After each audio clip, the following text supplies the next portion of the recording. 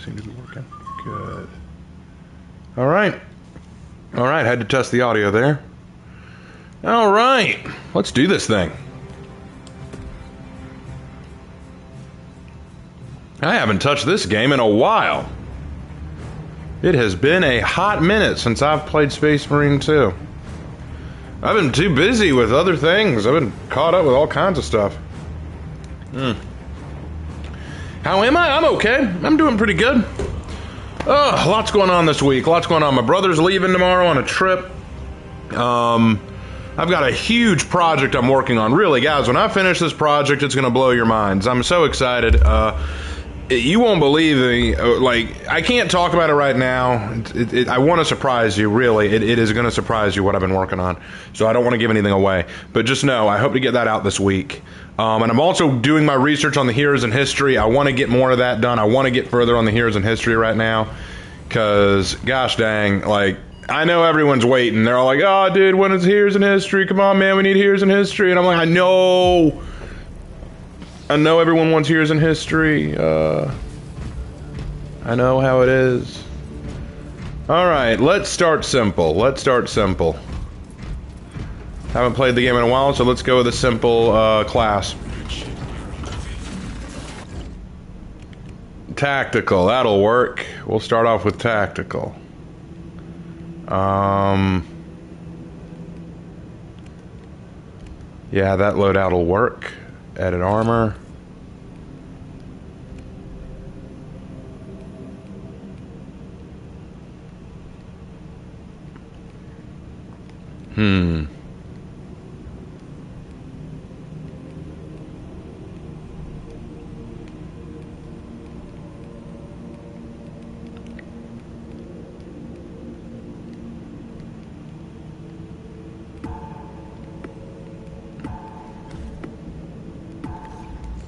Oh, it's time. Oh, shoot. Were people waiting on me? I apologize. Oh, let's go. Yes, Aaron. Brothers. Brothers. Although I probably should have said for the Emperor brothers and sisters, because it's really sad how little the Sisters of Battle get any attention in the games or lore. I've read a lot of the Sisters of Battle books. They're really good. Like, the Sororitas have some great books. Some great characters, too. I'm in the middle of reading the Ephriel Stern book, the Damon Fooge book. Oh my gosh, it's good. She's got to be one of my favorite characters now. Right up there with, Celestine. Oh, shoot. I gotta pick one. No, don't take me in yet. Tactical. Right, let's go. I got you, brother. Oh, crap.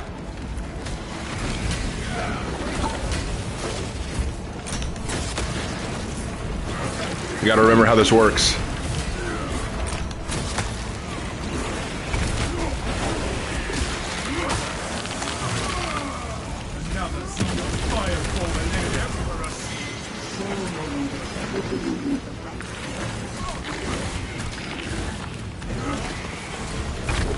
Come on, brother. Yeah! Ah.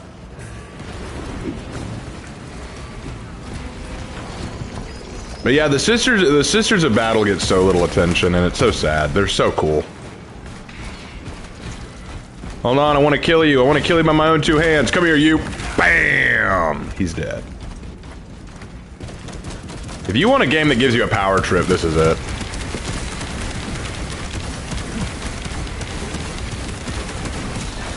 Ah, no. Hang on, brothers.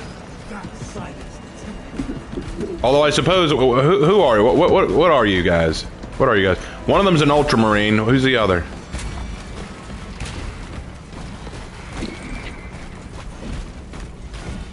I want to know.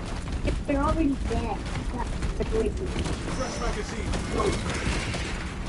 It looks like a space wolf. Ugh. Alright, fine. Cousins it is.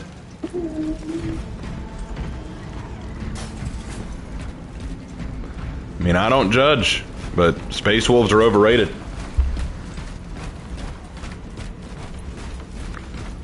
Why anyone would willingly want to join up with those furries is beyond me. Talassa, Acadians are running out of time. How close are you to the Promethean facility? We have been blessed with a swift arrival. You are making good time. We are going to need it. That's one way.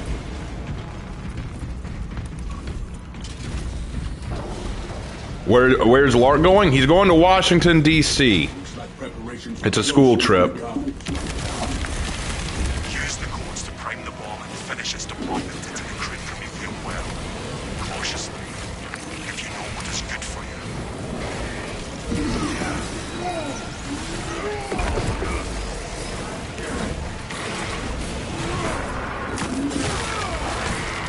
you. And that's another Val Xenos down.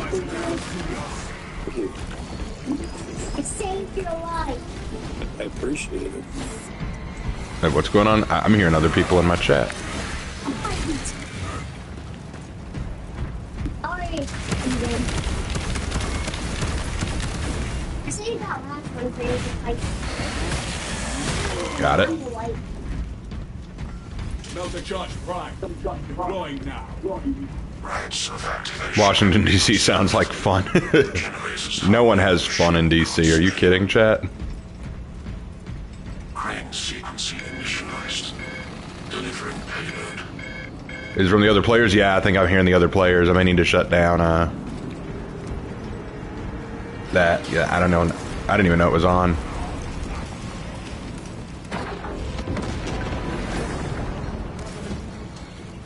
Generator 4 has their attention. Generator 4. That's 2. That's 1. Hold on, we gotta get to Generator 4. Vacate generator 4's cabin. Climbing is not in operation.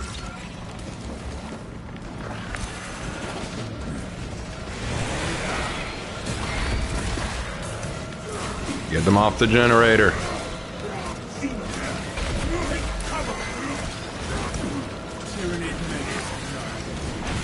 There we go.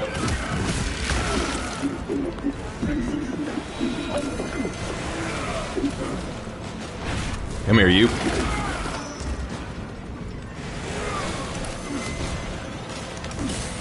X-axis aligned. Running on this size wheel. Got him.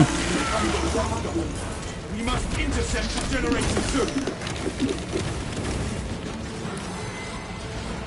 Generator 2, Generator 2. Stop shooting me, Generator 2.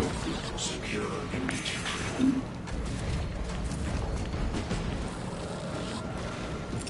Clear a blast radius.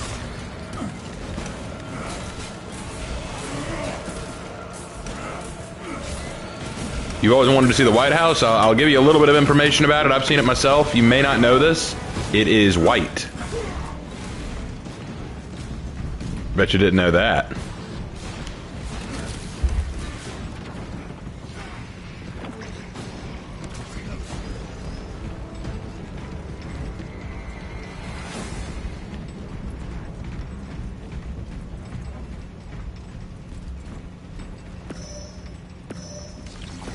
Attention. Crane drive is jammed. Perform the necessary cleansing to resume operation. Nah, I'm with a Raven Guard. So we got a Raven Guard and a Space Wolf, and I'm an Angel of Absolution. Drive train. Angel of Absolution is ultimately superior. Whoa. Of locomotion patterns.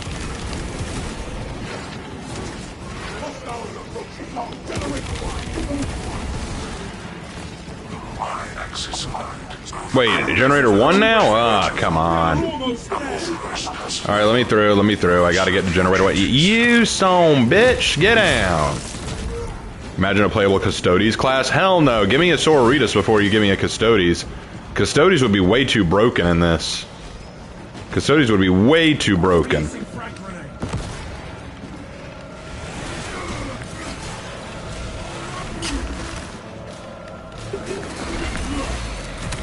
Target 6 to mobilize reinforcements. Eliminate. I have been so causing so many. That's how they Generators still there's under just so attack. many of them that you can't beat them. I just cleared them out, boys. You're good.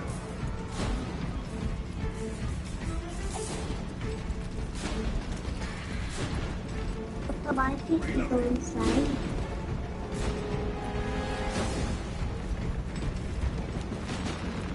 Fresh munition, Meteorite. I'm just here on people.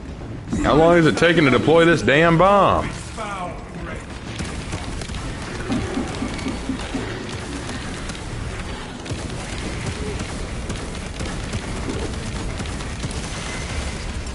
Oh crap, you're a whipper. I hate the whippers.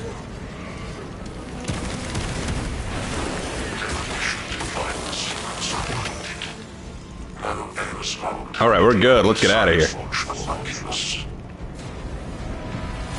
Bomb is in place. I saw something. There is an observation platform overlooking the Cryptomethium fields.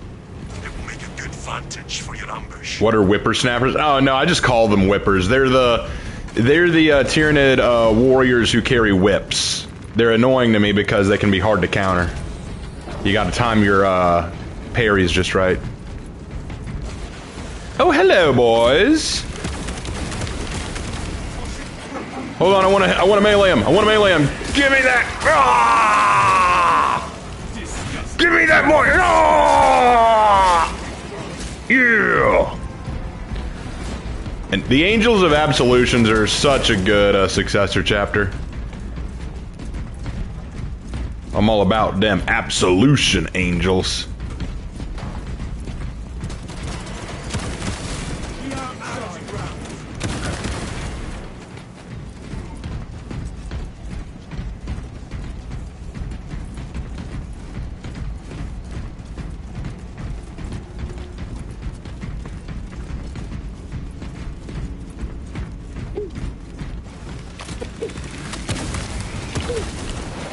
Come here, you. Give me a hug. God, that's a good hug right there. Come on, buddy. Another hug. Another hug. Bring it in. Bring it in, man. Ah, yes. Where's my team? Commencing Auspex scan. I hit the wrong button. I accidentally launched my Auspex.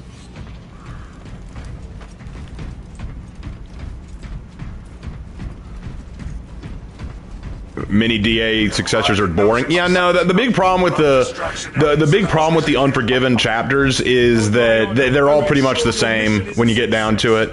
They all pretty much. I mean, they all have their own little differences, but overall they're all the same. They're all obsessed with hunting the fallen. They're all obsessed with making themselves better. Lictor! Oh, you gotta be kidding! I knew I sensed a Lictor. Gather to me, brothers. How did you took off his block? Oh, I love this kid. He has no idea how Space Marines work. Guys, I got, Close and sharp. I got the blue guys. Thanks. You better try some of these.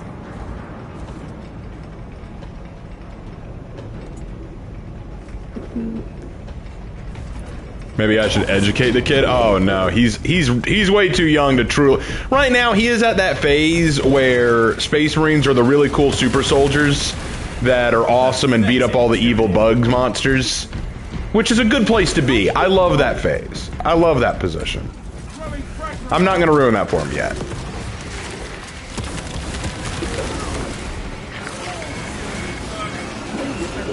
Come on, buddy. Come on, buddy! Ugh, that's how it goes.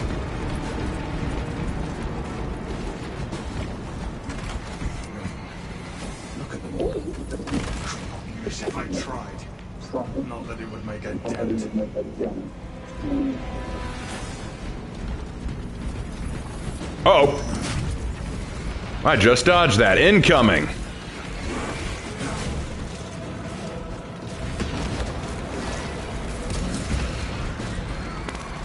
Arc visual incoming.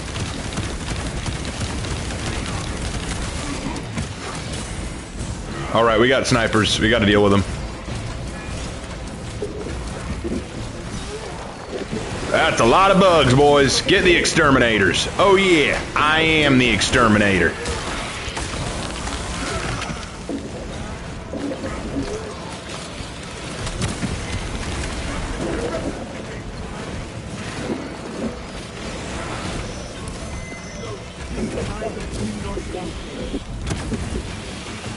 Alright, doing good, doing good, doing good.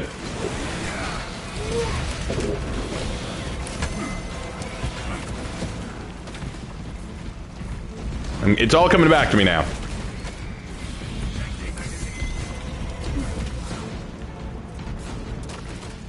See, everyone starts Warhammer thinking the Space Marines are the coolest, awesome guys. They're the objective good guys and all this, and they are. But they don't know the dark side of the Space Marines yet. You gotta work their way into that. Telling what surprises await.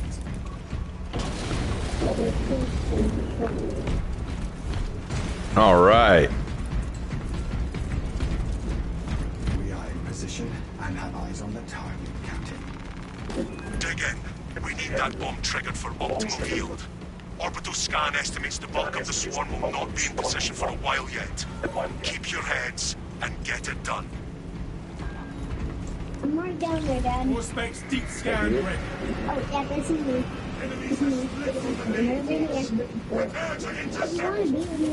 Here they come, boys.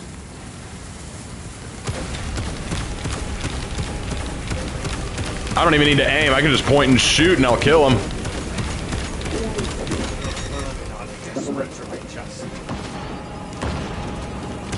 We may be overrun, but never defeated.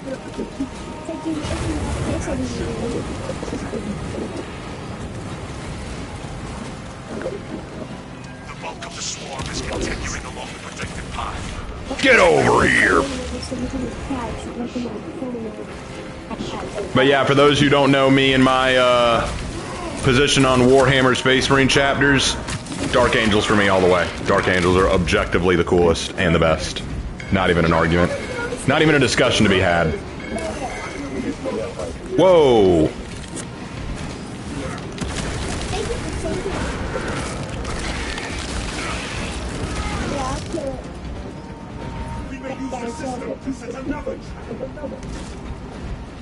I love how polite this kid is. Like, just every time you get a Xeno off him, thank you for saving me. Like, his parents raised him well. I tell you what. Resupply. Come here, you.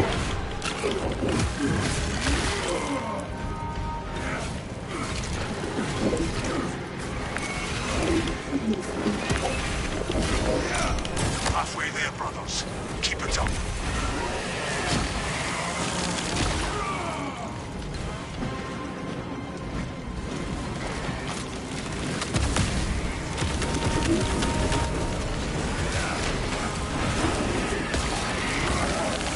Got him.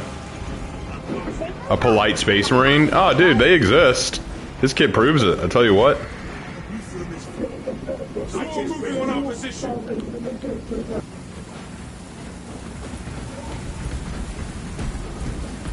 One more coming. Oh, here they come, boys.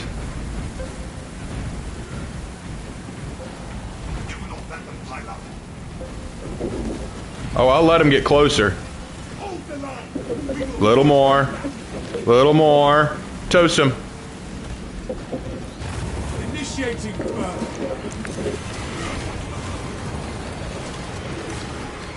The swarm has almost fully committed. I think they're pretty committed, man.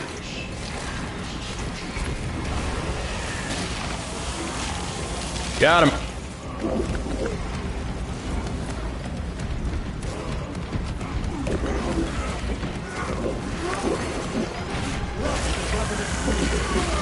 Got him. That's true. That's too stupid.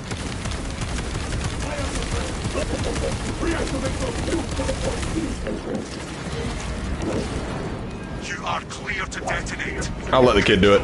Go for it, kid. Blow him up. Understood, Commander. Ready in the charge. That's a lot of chicken. Not bad, kid. You're a true credit to the Emperor. Laid waste to the enemy. A fine victory. Tyranid biosign's down 90% and fall. Swarm annihilation confirmed. Excellent work. Move to extract.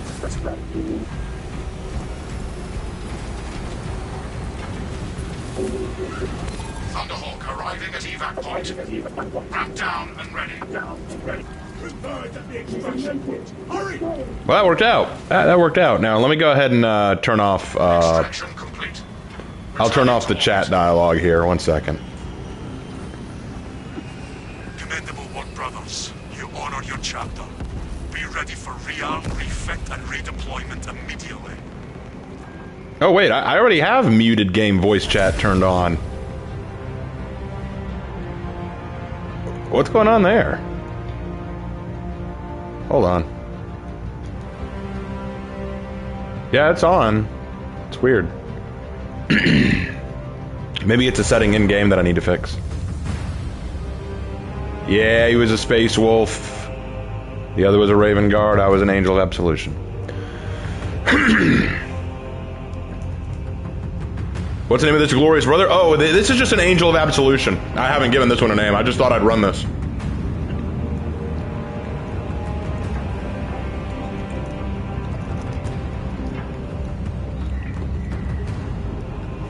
What's my favorite assassin temple? I don't have one. You think he didn't mute himself? Well, no, that's not the problem. I shouldn't hear anyone else's voices. That's the thing.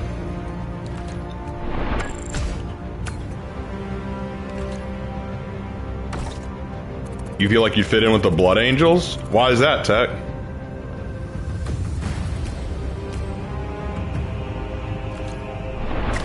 I'm not disagreeing, just curious. What is it about the Blood Angels that you think you fit in with? More of a World Eater and Minotaur guy? Yeah, lots of people like the lots of people like the World Eaters. The Minotaurs are a little crazy, though. I mean, the Minotaurs are a little nuts. Aren't they like vampires? Yes, the Blood Angels are basically like vampires. But they also go crazy.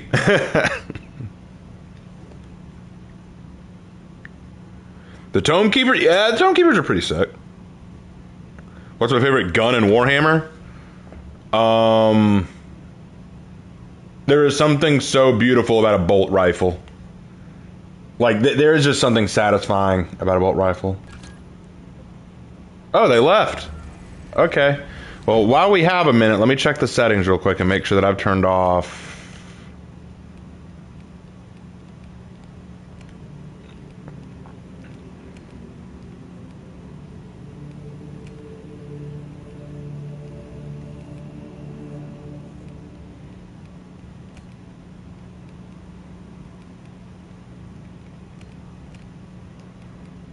It's really, really weird. There's nothing here that says... That's odd. That is very odd.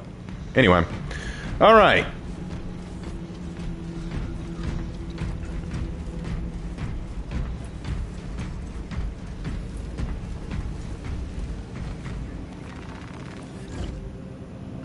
Alright, let's edit my armor. Because I got some new stuff. Ooh. We're breaking new ground with that. Anyway. Alright, so next, let's try a new one. I think we'll go... Not Assault. Maybe Vanguard? Bulwark's my boy. Sniper. Heavy. Kind of want to go Vanguard. Let's go Vanguard.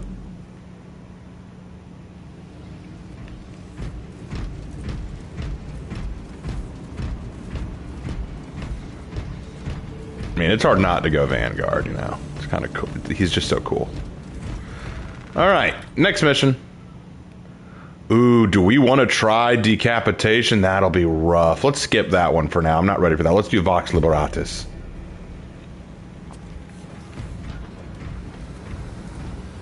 Bulwark got the drip. Dude, as soon as I saw the Dark Angels outfit for the Bulwark, I got it in a heartbeat. That is too good. That is just too good. Dude, as a Dark Angels boy here, I'm all about the Angels. I'm all about the Dark Angels, okay?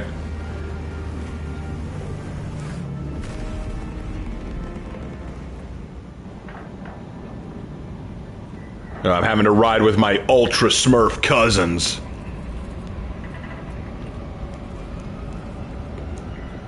Filthy Ultra Smurfs. You blue boys.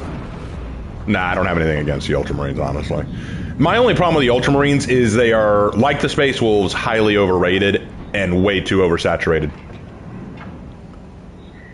Speaking of Dark Angels, could you give us some small nuggets of Nathaniel lore? Oh, you want to know more about Nathaniel? Essentially, Nathaniel was a up-and-coming Dark Angels who was around during the Horus Heresy era. He was born he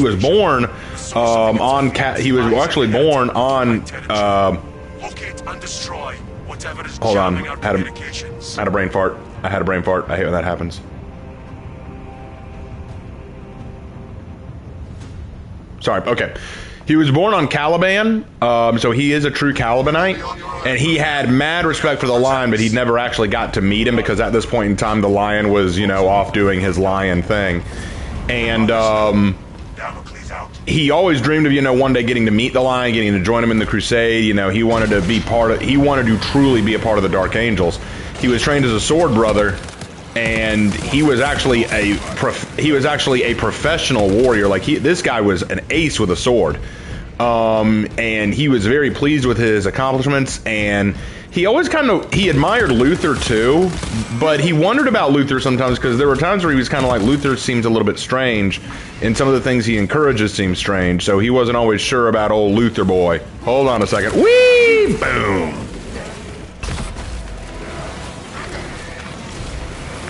Come here, you! Yeah!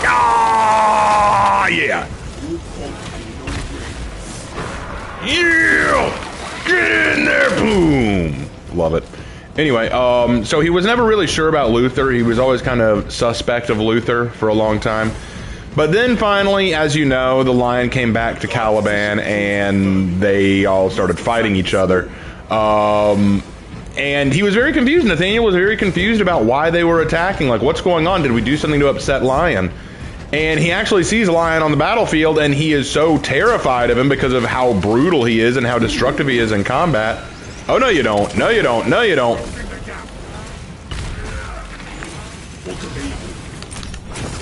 Come here, you. There we go. So he actually ran away at first. He was very afraid of the Lion, and you might think Space Marines have no fear. They want to survive, and they know when to pull back, you know. But then, of course, Caliban was destroyed, and he was launched forward into time and space, and he crashed onto a planet far off in the Imperium, and he learned what had been going on. And he finally began to understand more and more about what was going on, but he still always, the thought always kind of haunted him. Why did the things happen the way they did? It doesn't make any sense. Why did the Lion betray us? Did he betray us? And he was like, no, I don't think the Lion betrayed him. There's more to this. He just wants answers. He wants to understand what happened. And he also knows that the modern Dark Angels, his younger brothers as he calls them, are hunting him. And he's trying to stay out of their radar.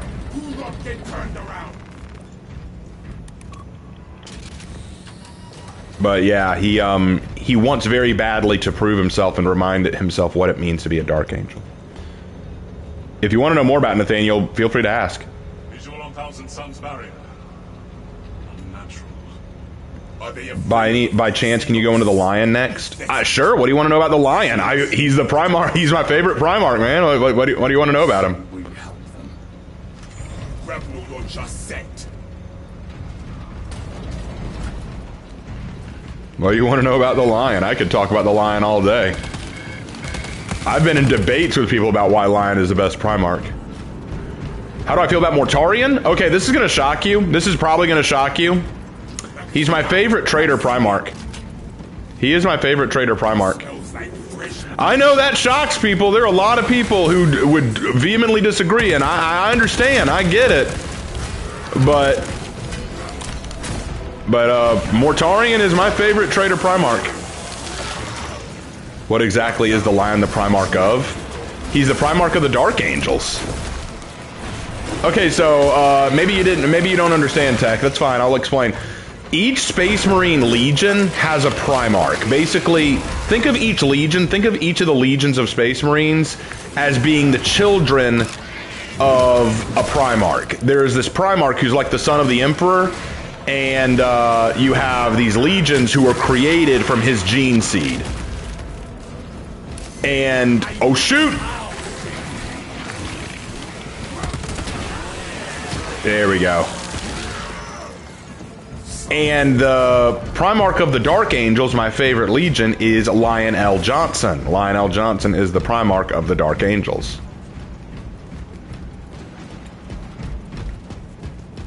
So he's basically the gene father of the Dark Angels. And he is considered the first son of the Emperor. I'm the Blood Ravens and your sword is now my property.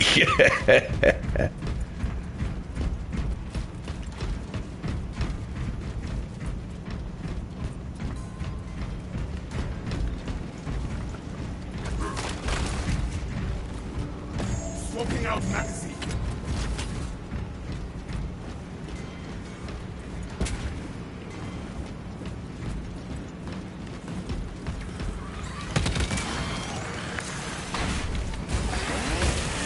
Here we go. What's the most interesting fact about the Lion? Oh, there's a lot of interesting facts about the Lion. All right, but here's one.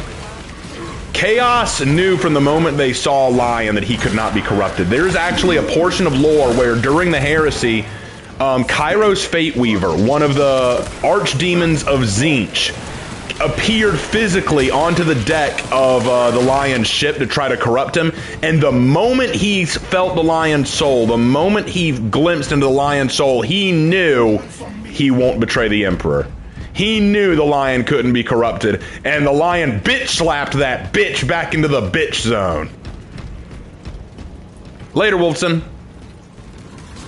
That's a really I think that's a really cool fact about Lionel Johnson. That whoa, Lictor!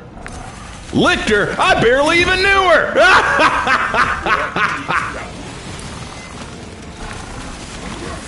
Come here, you! Oh, come on! Where are you at? Oh! The sneaky bastard is down.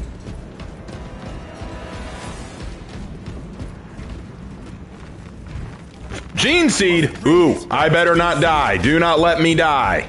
I'm carrying Gene Seed.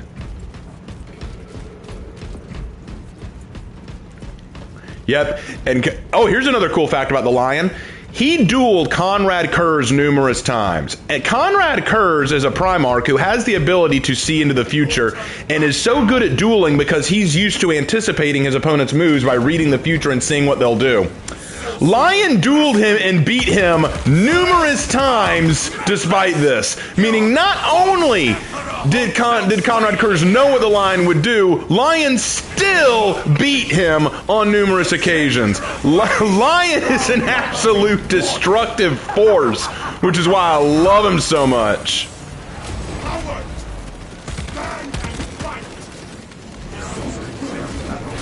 Come here, you! Gah! I feel that bastard's lingering presence, but it retreats as quickly as he did. Hold this zone, brothers. He will drive out the Bell powers. One of the Lion's famous lines is, loyalty is its own reward. He is all about being loyal. Can Lion defeat Lucius the Eternal without feeling pride? That's almost an impossible question to answer because Lucius the Eternal has basically possessed and corrupted so many. Like, he did it to a Necron, and Necrons can't feel anything. Necrons can't feel anything, and yet he somehow possessed a Necron when a Necron killed him. So no one knows how Lucius's bullshit works.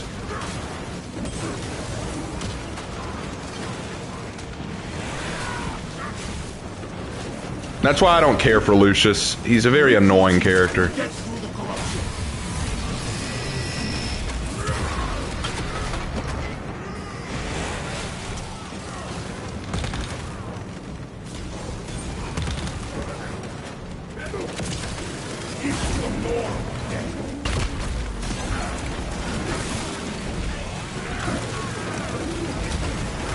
Come on, execute. Yeah.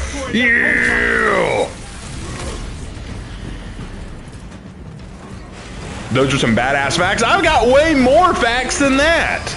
Like, I have got tons of facts about Lionel Johnson and some of the other Primarchs. I have done a lot of research onto these guys.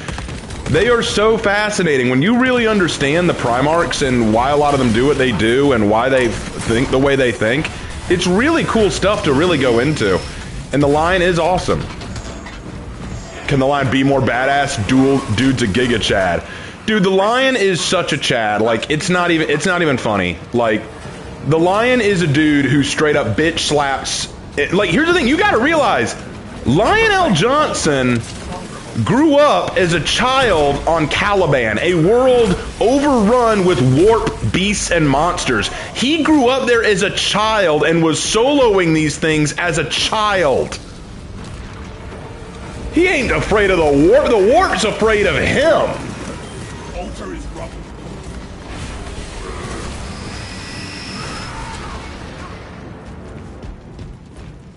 Let me put it this way. Okay, so you gotta understand, Lionel Johnson is the first Primarch. He's the first son of the Emperor. All other Primarchs were made off of him. He's basically the prototype. The Emperor made Lionel Johnson and his Dark Angels to do one thing: exterminate. See, here's the thing. The Emperor of Mankind knew that there were a lot of threats in the galaxy, a lot of monstrosities, a lot of things that mankind needed to avoid. He knew that there were things out there that mankind would lose their shit if they ever knew they were real, okay? Like, if mankind... There are some things out there so horrifying that even knowing they exist is a nightmare, right? The Emperor made Lionel Johnson and the Dark Angels to exterminate those things. You want to know why the Dark Angels have so many secrets? Because there are horrors they fought that mankind isn't ready to know about.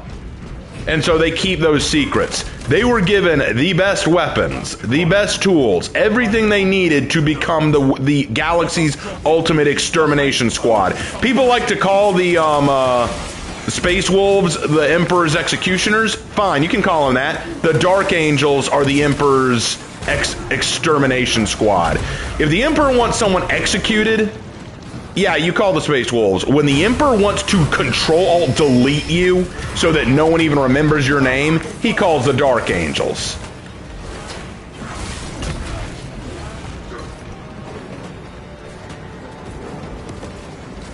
Well, the Dark Angels were... yes, he did make the Dark Angels so that they could take out the Mechanicus if they became a threat, but that wasn't their only purpose. The Emperor had the Dark Angels take out a lot of major threats before the Mechanicus, so there was more to it than that. But you're right, if the Mechanicus ever became a threat, the Dark Angels would be their biggest... would be there to take them out. What needs grappling?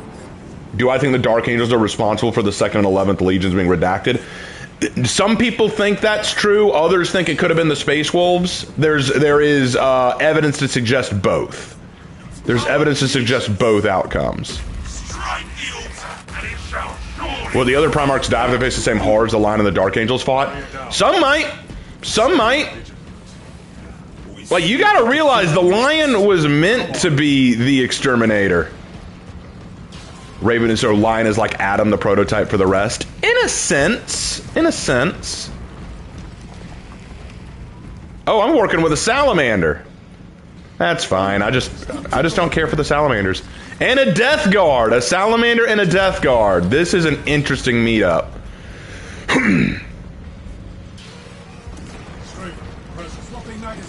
I can kill you too, traitor. I can kill you too. I can point my gun at you too, you traitor.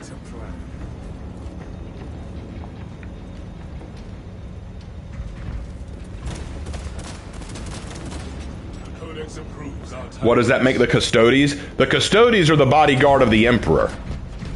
The Custodes are the Emperor's personal guard.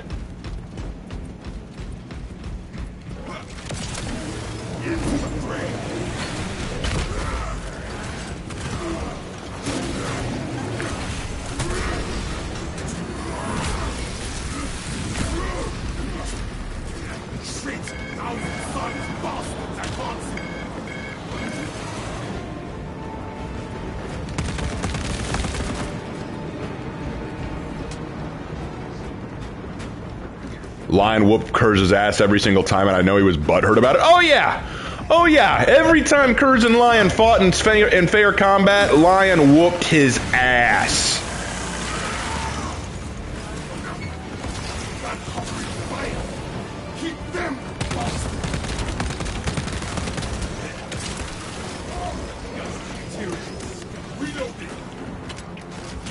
In terms of training, which chapter has the most gruesome training? That is a good question. It really does depend on which era we're talking about, because some chapters change their training tactics after the Horus Heresy. I would say that the Space Wolves, the Dark Angels, and the Iron Hands probably have some of the most extreme training practices.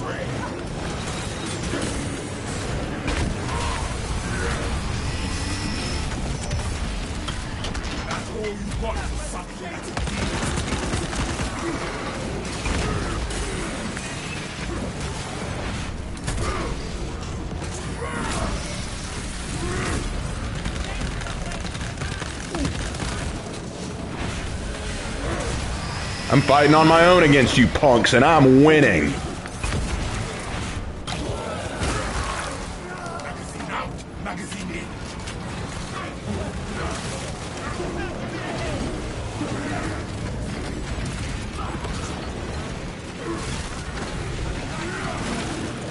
I just finished downloading Search 2. Which Legion should I choose?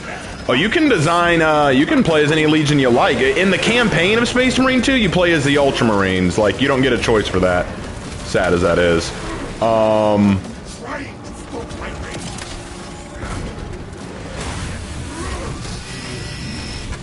But you'll play as the Ultramarines in the campaign, but in the PvP, you can make whatever Legion you want. Now, if you want my personal opinion on which, I mean, it won't matter which one you play. It's all cosmetics. It really is all cosmetics. Like, you don't get any special perks for playing as one over the other. But if you want my honest opinion, like I said, Dark Angels are my favorite. The Dark Angels are my favorite. If you want my second favorite, the White Scars. If you like Hatun and For Honor, you'll love the White Scars, because the White Scars are Mongolian. And then there's the Raven Guard, of course, if you want to go full Raven. Oh, what was the question? Who has a better hammer, Vulcan, Ferris, or Perturabo? I'm gonna give it to Vulcan, but Ferris did have a really good hammer.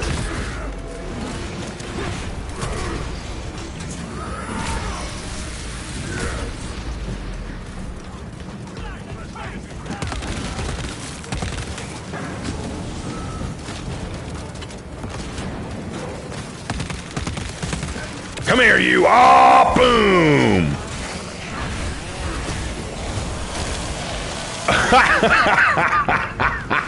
Oh, that's so brutal. Just stand there and rev the chainsword. Oh, that's so good. Come here, you! Come here! Oh!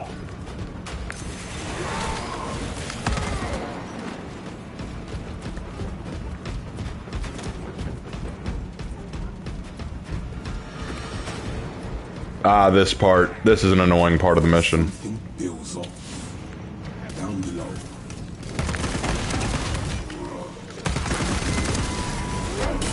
Alright. You want to play with fire? Get burned!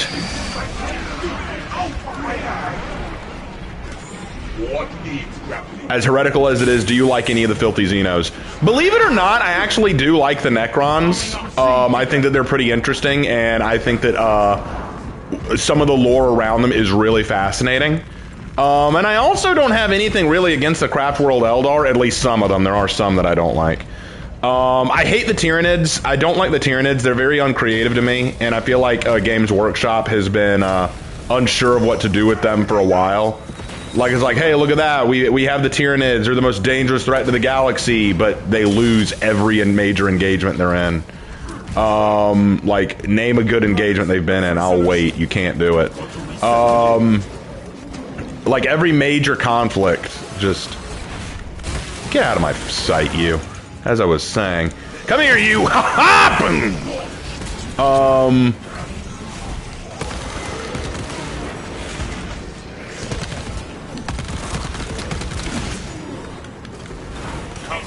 Get down here and fight me like the bitches you are. Come on. I know you scared of me.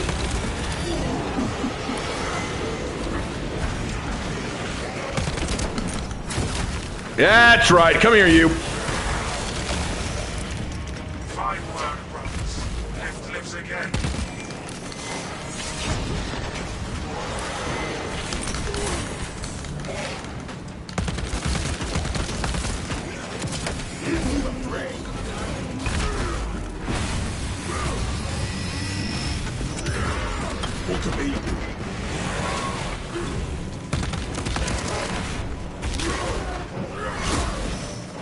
There we go. I think I'm going to use the Ultramarines, the Space Wolves, the Dark Angels, Blood Angels, and the Raven Guard. Yeah, those are all fine. No problems with those. Like I said, the Space Wolves and the Ultramarines are incredibly overrated, but, I mean, they have their fans. For sure they have their fans. My God, I've met them. As people say, the Space Wolves are so much better than the Dark Angels. Whose Primarch knocked the other one out? Don't talk to me about how good your Primarch is compared to mine. When the Lion punched Leman Russ in the teeth and knocked that bitch out. Don't even touch him. You can't touch the Lion. Don't even try.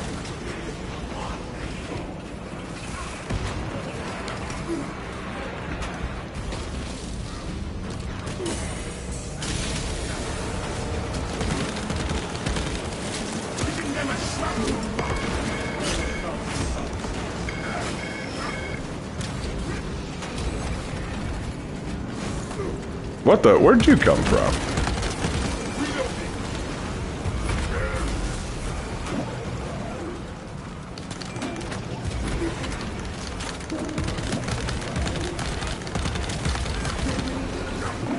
I need to heal. Hold on. There we go.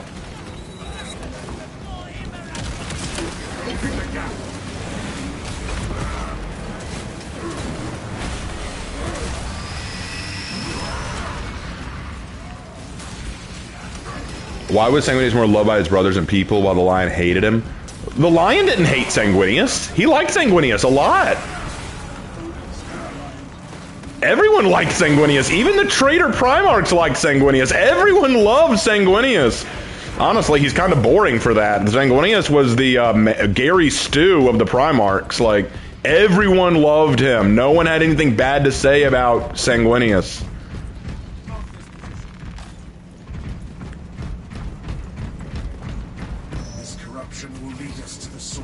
But yeah, Sanguinius was loved by everyone because he was just so kind. Everyone loved him. He was a compassionate individual.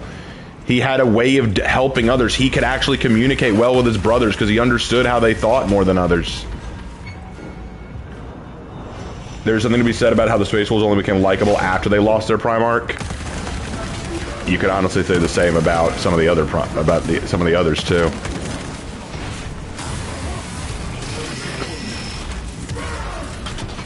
Except the Chaos Gods? Oh yeah, no, the Chaos Gods didn't like Sanguinius. I suspect we are in the foul presence of a demon host. Sever its ties to those altars.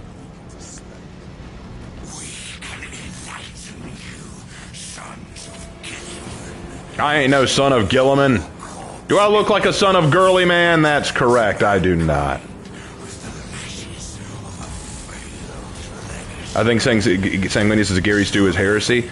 The problem with Sanguinius is he's just boring. That's the problem. He is just boring as far as I'm concerned. Dante is way more interesting. I would argue Dante is a much more interesting character than Sanguinius. Demon is taking a shot at us.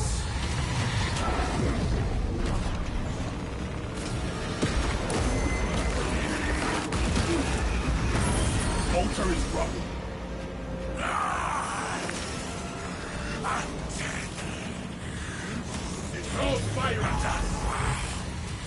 how did Chaos even manage to corrupt the Primarchs? Shouldn't they know it's a bad idea? That is a great question. That is a great question. Each Primarch that fell to Chaos kind of fell for various different reasons. And of them, I would argue that the most interesting one to fall to oh, hold on. Whoa. The most interesting one to fall to I would argue is either Mortarion or Magnus. The one who I thought was very uninteresting was Horus. I'll be real honest. Horus was not that interesting. But yeah, each one fell for a different reason. So Angron fell because he always hated the Emperor. He always hated the Emperor of Man because the Emperor of Man basically took him away from his home when he wanted to be there for them. See, all the Primarchs were separated at one point. They were all separated when they were babies and put onto different worlds by Chaos because Chaos was afraid of them. And Angron was a slave on a world of gladiators, and he wanted to rise up against the world along with his fellow gladiators. The Emperor found Angron and said, hey man, come join me. And Angron said, nah man, I'm not going to join you. I'm going to fight alongside my brothers. And the Emperor said, you will die if you fight alongside them. And he says, yes, I will, but I will die alongside my family. He says, come on, you've been made as a Primarch. You're more important than this. You have important things to accomplish. He says, well, if you're the Emperor, why don't you help me fight? And he goes, like I said, you have more important things to accomplish. We need to go get shit done. And Angron goes, look, here's the thing. Either help us win this fight or get out of my way because I'm helping them. The Emperor said, fuck that, and yeeted Angron off of the planet before the fight started, taking Angron away from his brothers, his fellows, his family. Angron was furious and never forgave the Emperor. Plus, Angron, when he was a slave, was given the Butcher's Nails, which was basically these nails put into his brain that make him always angry. So he was always furious with the Emperor, always wanted to turn against him, and the Horus Heresy just allowed him to do that. So when Khorne knocked on Angron's door and said, hey man, you want to join me? Angron just went, ah, and joined up without question. Then you got Magnus. Magnus joined because he was the psyker boy of the Primarchs. He loved warp sorcery, and he got so upset when the Emperor said, okay, we're done researching the warp. We're done doing that. And so Magnus said, why? Because it could lead to bad things. Don't question it. And so everyone started questioning Magnus, like, Magnus, you're all about that warp sorcery. Why are you all about that warp sorcery? And Magnus goes, I just want to research it. I want to understand it better. So Magnus was going behind the other Primarchs' backs to research the warp, which made Daddy angry and made them angry.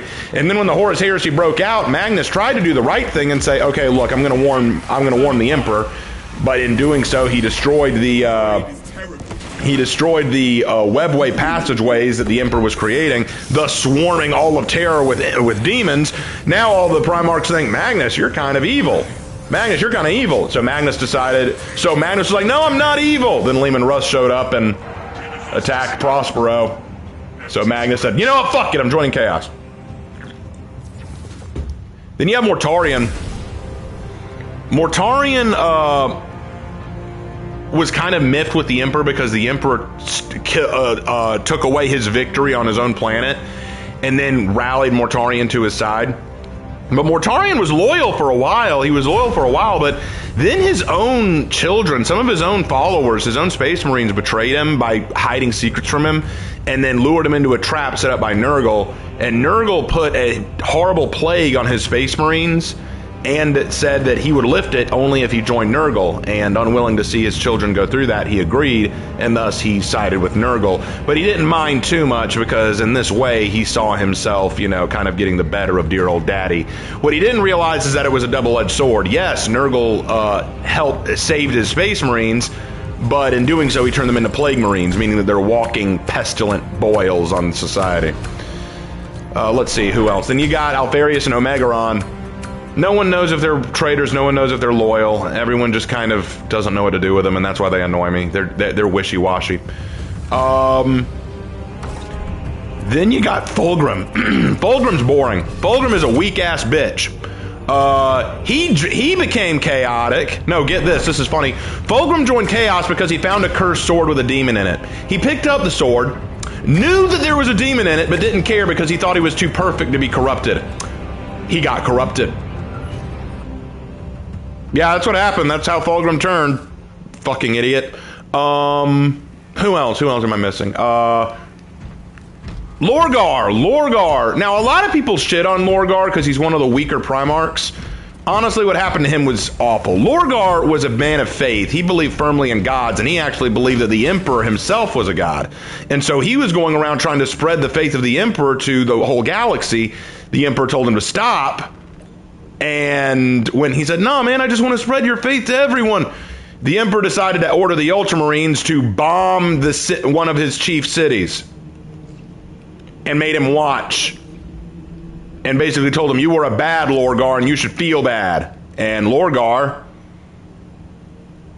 like, he just didn't know how to feel about that. He was like, "How can you do that to me? I've been loyal to you. I was one of the most loyal to you. I worship the ground you walked on, bro."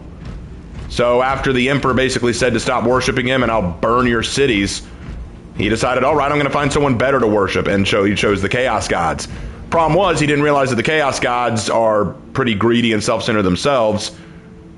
Yeah, that's what happens. So that effed over Lorgar, and now he's in too deep. Let's see, I'm missing people. I'm missing some people. I've gotten that. Who am I missing? Who am I missing?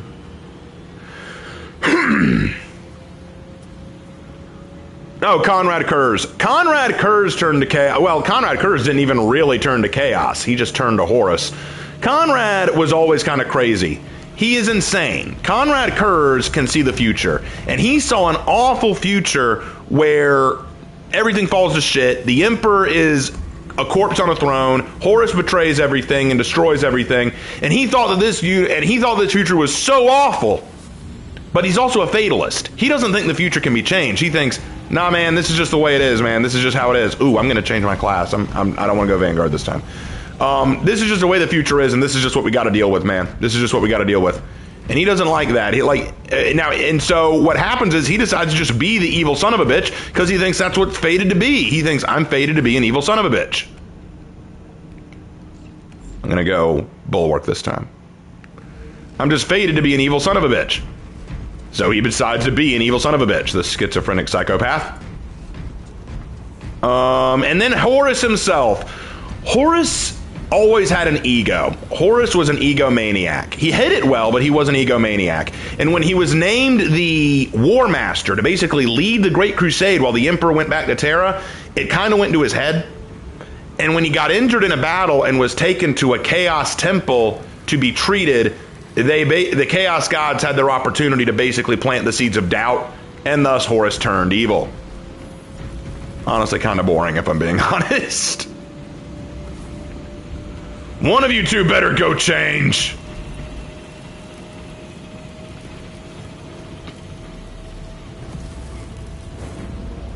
You got two heavies. We need one of you to change.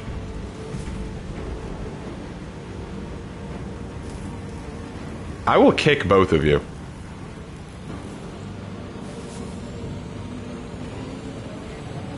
All right, Salamander's gonna go change. Or he's not. Look, we gotta go. One of you go change.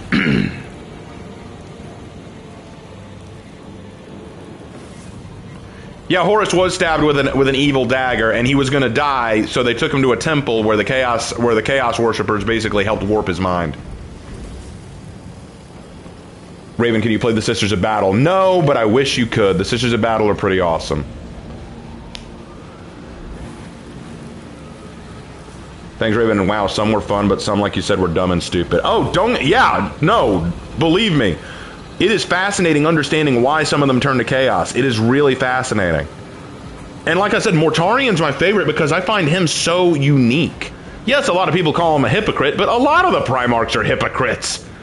G-Man, like Big Daddy G-Man, Gilliman, the Primarch of the Ultramarines, is a hypocrite. So I don't know why people are getting all up in arms about Mortarian. Gilliman's a huge hypocrite too. Oh yeah, I forgot Perturabo. I'm sorry, you're right. Perturabo turned to chaos because he's a bitch. Perturabo turned to chaos because he is a petty bitch. No, get this. So the Emperor wanted the construction of the Imperial Palace on Terra, and he had two choices. He could either get Perturabo to do it, or he could get Rogel Dorn to do it. He chose Rogel Dorn. And that pissed off Perturabo. Worse, Perturabo's a perfectionist, and he demands perfection in everything, so he always is sent on the toughest missions but doesn't get as much of the credit, so he got petty about that and decided to turn on the Imperium. What a bitch!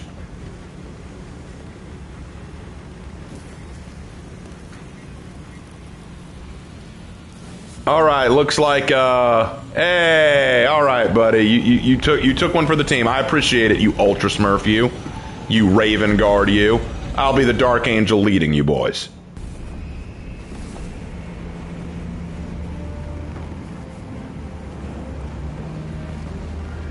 Forgetting about Peter Turbo is more accurate. I'm still trying to learn Space Marine, so I'm glad you can offer much more insight on this. Oh yeah, I love this stuff. I love this stuff.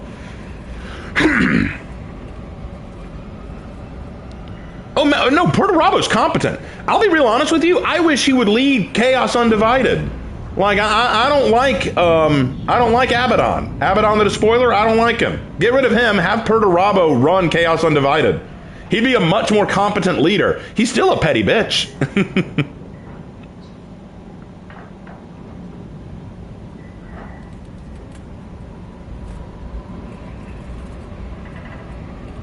Perturabo also grew up with a loving family. He did. He did. He did.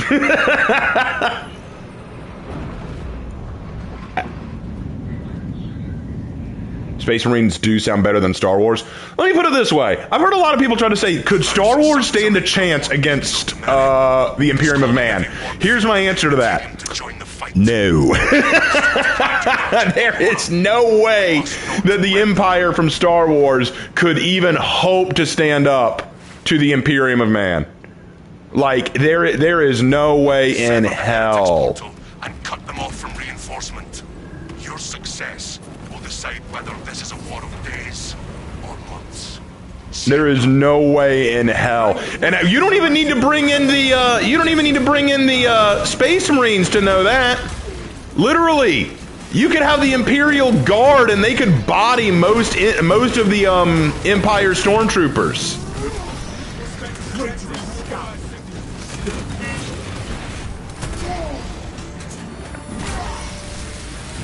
How strong is the Emperor's personal bodyguard? The Custodes?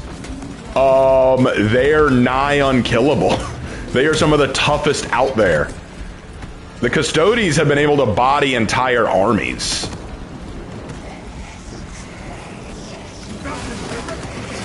Get down here, you coward. Stop flying on your frisbee and fight me! Gah! The Star Wars universe wouldn't stand a chance. Not a chance. There's no way. There's this guy on YouTube, Pancreas No Work, who tried to argue that the Halo universe might stand a chance. No. There are very few sci-fi universes that could stand up to the kind of stuff that the Space Marines and the Imperium of Man deals with.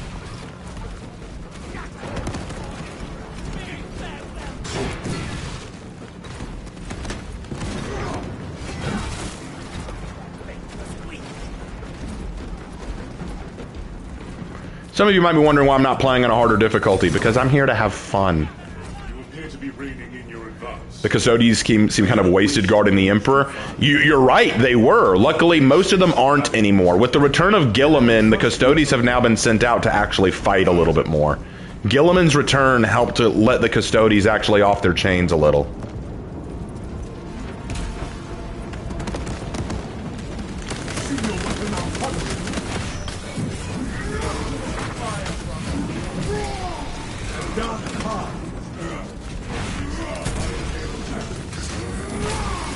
Perturabo joined Horus because Horus, despite being a manipulation tactic, actually showed Perturabo some appreciation for his deeds and offered him forgiveness for bombing his homeworld. Yes, absolutely. Absolutely. That is true. But also keep in mind that Horus himself said that he would have preferred if Dorn had joined. Yeah, that kind of pissed off Purdy. Yeah, Perturabo got real pissed off when Horus admitted he would have preferred if Dorn had joined.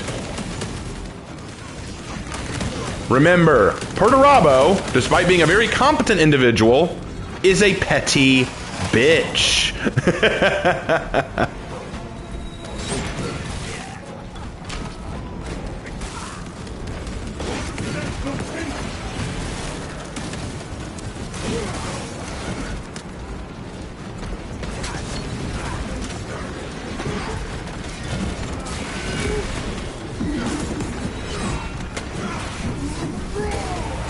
Would the Star Trek universe stand a small chance? No.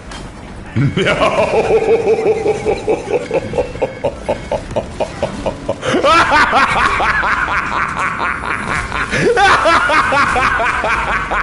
The very idea of Star Trek couldn't stand up in 40K. Star Trek is all about finding peace and negotiating with other planets, trying to discover the larger world, settling conflicts. Meanwhile, Warhammer is a universe entirely dedicated to death, destruction, ending entire species. Star Trek would take one look at 40K and piss themselves.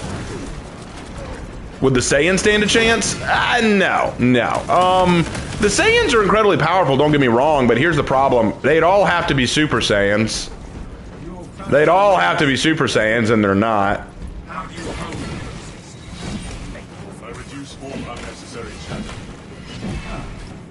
Understood.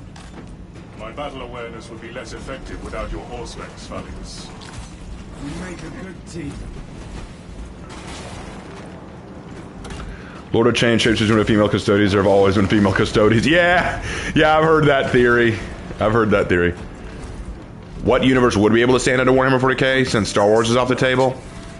Well, that's really the problem, isn't it? There aren't a lot that could.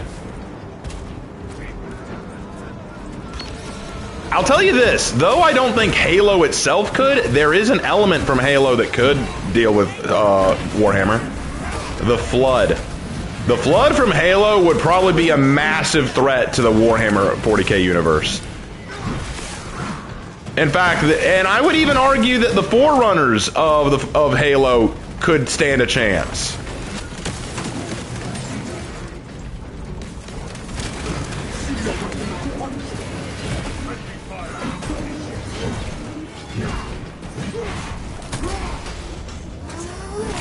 The Flood and the Forerunners would honestly be a real contender in 40K. Fusion core required. The Tomb Servitors may have a replacement. Who would win, the Flood or the Nids? Honestly, I'm going to give it to the Flood. What it really depends on is if the Nids can consume the Flood. If the Nids can consume the Flood, then the Nids have a chance. If they can't, then the Flood will destroy them.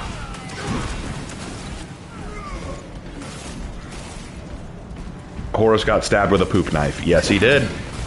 And Fulgrim got possessed by an evil sword.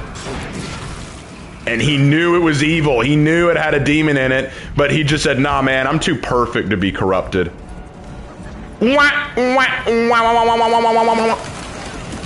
Get down here, you flying son of a frisbee! Fine, I'll deal with your ground forces, but just know your days are numbered, frisbee boy. I said get down here! Come here! Come here!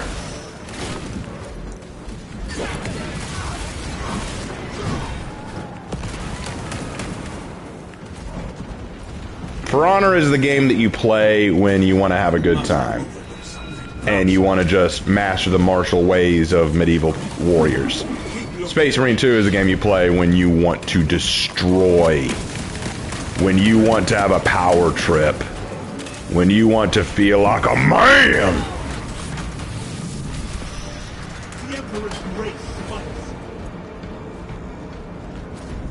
That's right, boys. Follow the Dark Angel into battle.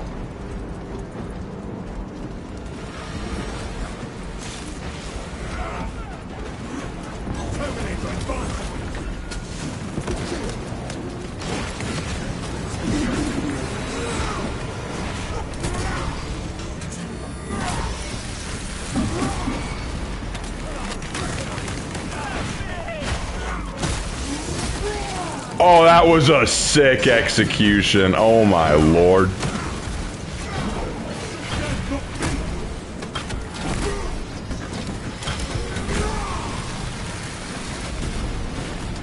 Death is insufficient penalty for your nemesis.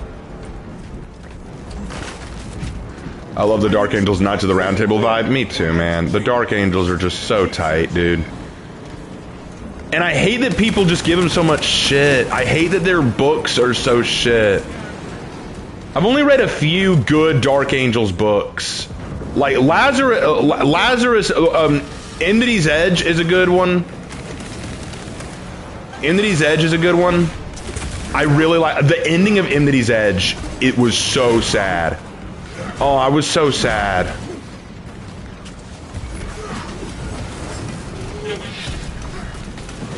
Leave no servitor unsearched.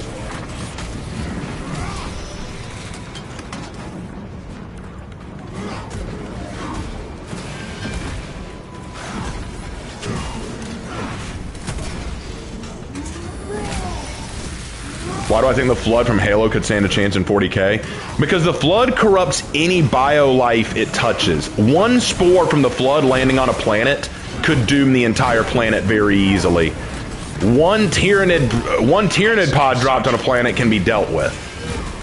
Replacement fusion core identified. How good are the Imperial Guard? They're actually really good. A lot of people give them shit because the Space Marines exist, but the Imperial Guard is the real fighting force of the Imperium. Don't underestimate the Imperial Guard, man. They are really tough. They need to be, because they usually have to fight a lot of the battles. $10 in Corwin, I'm not much, but I want to help as best I can. Believe it or not, that really does help, man. I still have, we're nearing the end of January and I still haven't made enough to meet rent, so that really does help. Could Necrons fight the Flood? They probably could, since the Flood couldn't consume them or corrupt them, but, I mean, the Necrons would have to wake up and unify, which that's not gonna be an easy thing to accomplish. Keep in mind, the Necrons don't work well with each other, let alone anything else. Glory to the Omnissiah. Input request. Dark Angels and their successors get such damn dregs for fiction, but at least they aren't ignored like my boys the White Scars. This is true, this is true. The White Scars have been so ignored and I'm pissed off about it. Event of reinterment. Authorization necessary. I, Captain Acheron, authorize the reinterment of the honored dead off-world. Authorization confirmed. Captain Acheron. Dispatching attendant. The Flood can corrupt AI? I didn't know that. If that's true, then yeah, even the Necrons are effed. Here to serve. Follow. Isn't there one species in 40k that's entirely tech-based? Yeah, the Necrons, but if the Flood can corrupt AI, then the Necrons are effed.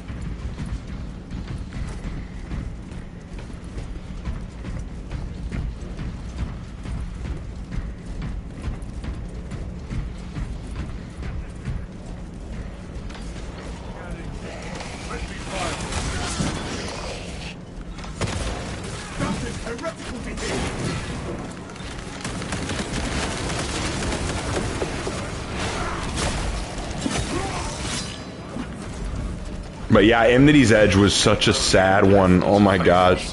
I felt so bad, but it was so cool. It was so badass what they did. Like, you had Lazarus, the captain of the 5th Company of the Dark Angels, kneeling next to the dying girl, the dying, oh god, what do they call her? What was it? What was she called? Evaluating sarcophagus. A weirbook. She was a weirbook. And he was just sitting by her side as she died and basically told her that she had single-handedly saved the entire chapter. And I'm like, ah, that's so awesome.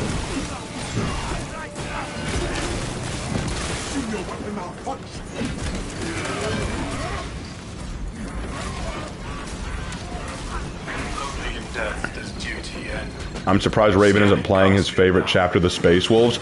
Oh yeah, no, I love the Space Wolves, man. They are just so awesome. The Space Wolves are totally not overrated, oversaturated in the lore, and totally a bunch of furries.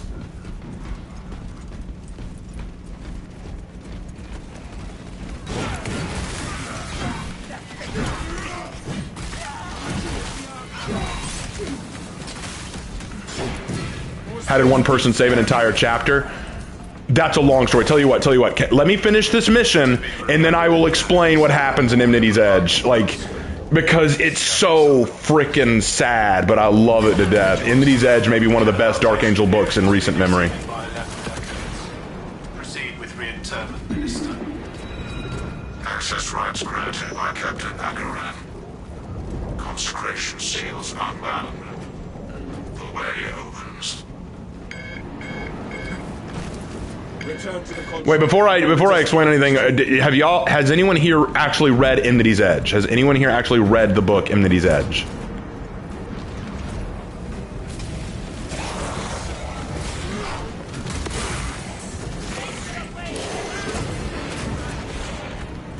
Oh, you gotta be kidding.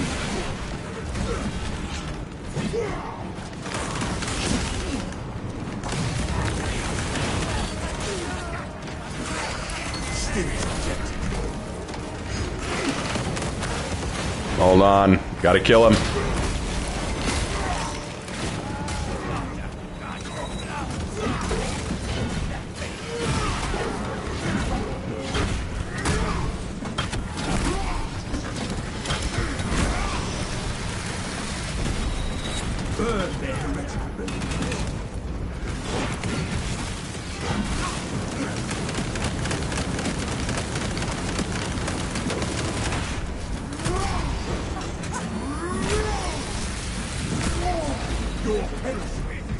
Can I even get to him? I don't think I can. I think he's too high. Yeah, you've got to respawn, bro. You got 60 seconds. We'll hold out.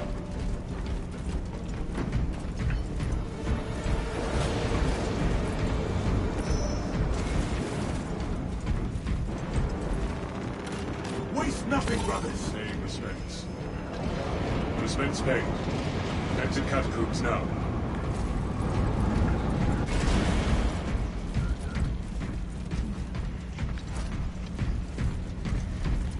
All right. But please don't let me forget. I want to explain why that poor girl was so awesome. And I'm going to look up her name because I don't want to just keep calling her the Weir book. She has a name, but it's just escaping me right now because I haven't read Enmity's Edge in a little while. There is no going back, brothers. Refreshed for the war effort. Oh, 199 from Solus Grim. Thank you, bro. Thank you so much. Raven, man, you make me wish we see the humanity on the Space Marines this moment of kneel to a dying person and show compassion. Yeah, here's the thing. There are these people who claim that the Dark Angels are just evil bastards who would kill a normal human without blinking. But there are examples where Dark Angels have shown such wonderful heart and compassion. Oh shit. Let me get out of that. Get out of that. Like there's a story of an apothecary of the Dark Angels doing a C-section to save a baby. Like I'm not even making that up, and he didn't even have to. It wasn't part of a mission or anything. She was just gonna die, and her baby was gonna die with her, and so they begged him to save the baby. So he performs a C-section and saves a baby.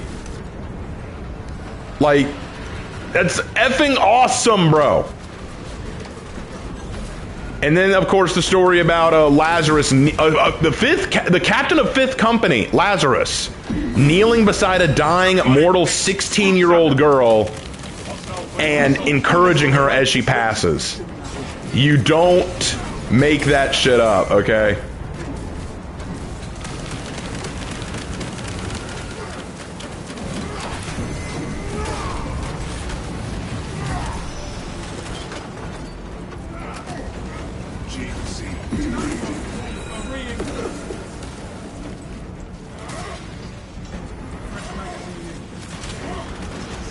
Some heretic tried to tell me the Dark Angels killed the Thunder Warriors, but we all know the Thunder Warriors died. Yeah, that's totally what happened to the Thunder Warriors. Yep, that's the correct way to look at it.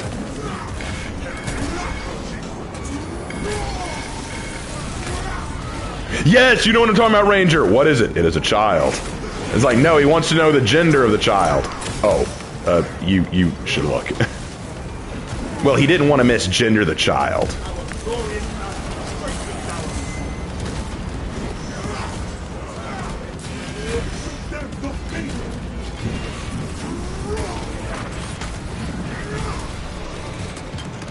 Vile sons of Magnus, your heresy knows no bounds. Honestly, the Thousand Sons suck. Of the traitor Marines, they're probably the worst.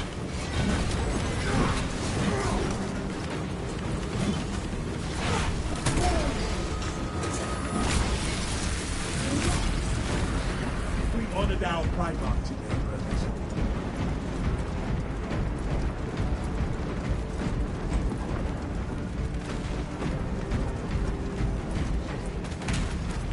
It's a child. What did he think it would be? A Hive Lord? But then he's like, I think he means, what is the child's gender, brother? And he goes, oh. And he just looks at the child and hands it over to the Imperial Guardman. You should check.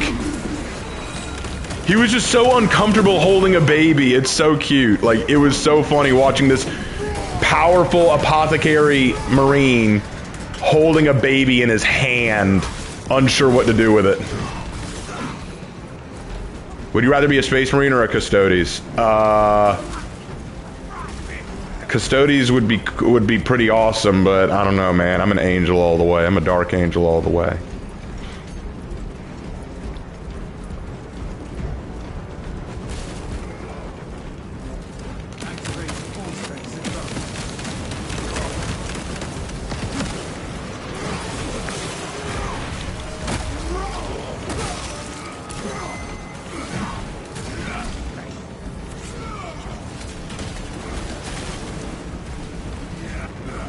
Obtaining arms.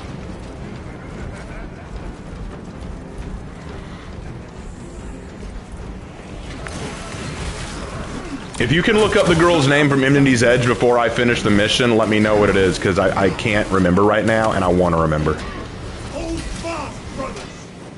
Take cover, brothers. Seek anything sturdy. Enhanced tactics ready.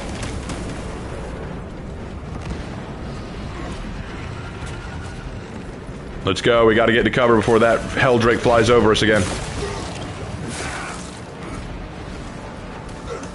Incoming! The Helldrake readies an infernal blast. Raven, who are the Thunder Warriors? The Thunder Warriors were the precursors of the Space Marine. When the Emperor of Man was trying to unify all of Terra, when he was trying to bring Terra back under control, the Thunder Warriors were his elite soldiers. They were basically the first Space Marines. But they were inferior to the Space Marines in many regards. For one thing, while they were incredibly strong, probably stronger than most Space Marines, they also were prone to violence, prone to fits of rage and fury, and had no off switch. The Thunder Warriors had trouble doing anything besides just destroy everything in their way. Which the Emperor needed, but then when it was time to actually do, you know, diplomacy and the like, he needed warriors who could do that. That's a grenade! His sanctum is profaned by dark entities. Please perform cleansing rites. Raven, what's your favorite chapter? Dark Angels.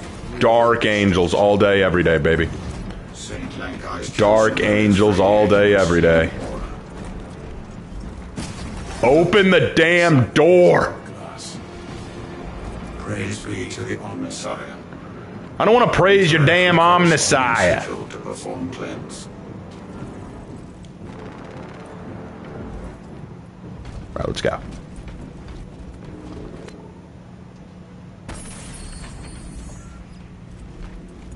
Success. Cleansing rites successful. Your deeds will be immortalized in the archives. I will add Saint Lankai to my devotionals after we have disabled the warp beacon.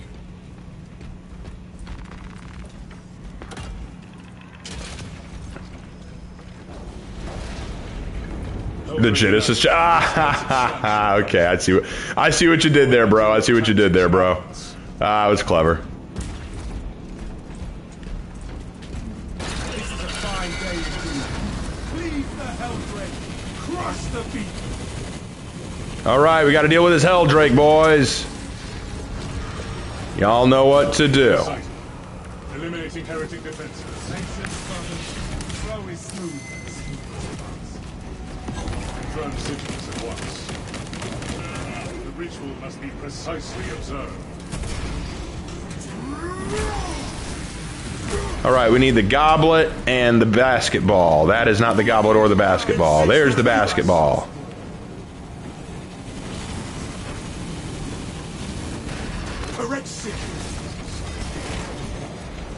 All right, we need the crown too. So find the crown, the goblet, and the basketball. That is another. Found the crown. Symbol linked with our intention. And now the goblet. Balefire assault. Open fire, boys. Open fire, open fire, open fire. Strike.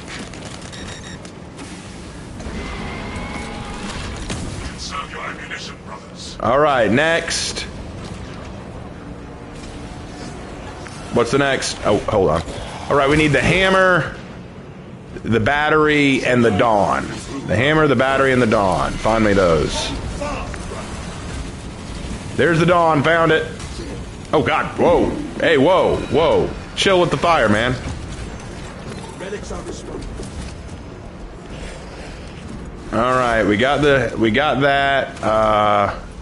need the battery and the hammer. What's the rest of my team doing? I'm over. There's the hammer. Okay, get that hammer. Relics are responding. That's the Inquisition symbol. Avoid Helldrake assault.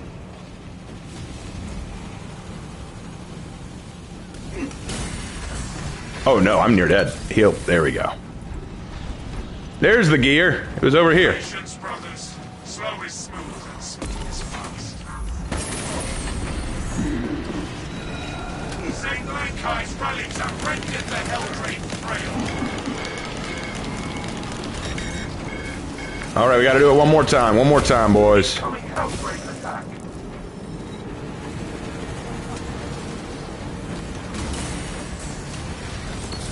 Locate the illuminated symbol.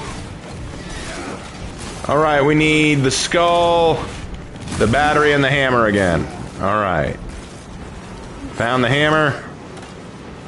Relics are responding.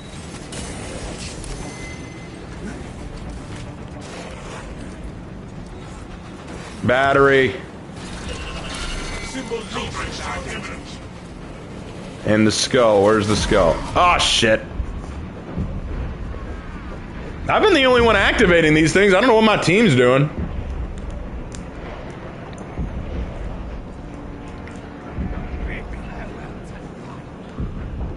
All right. No, dude, we are not both down. Come pick us up right now. Form the ritual. If you actually sabotage this...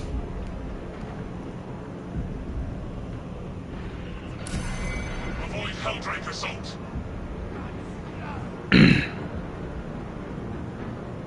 I don't know what my teammates are doing, I'll be real honest. Pick me up, Ultra Smurf. Oh, no wonder, you're both Smurfs. That explains it. I figured it out, you're both Smurfs. Must wait. The Ultramarines can't be trusted with Jack. Alright. Symbol linked with our intention. There. We have slain the Helldrake.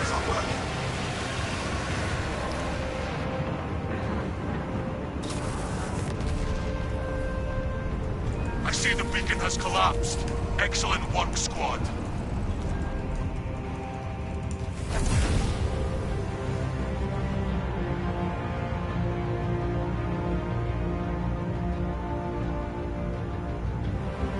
Alright, I'm gonna look up the name of that weir book.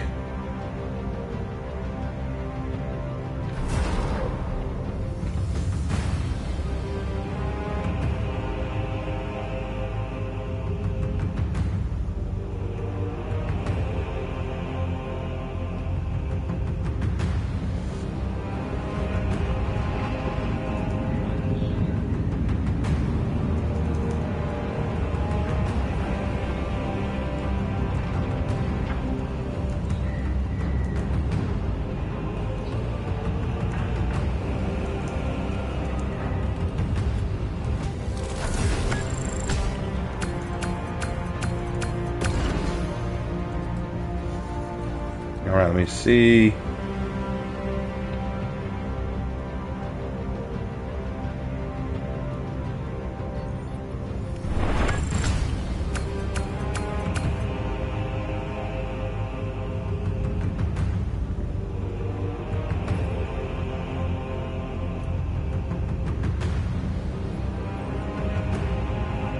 I'm trying to remember her name. It was a very unique name.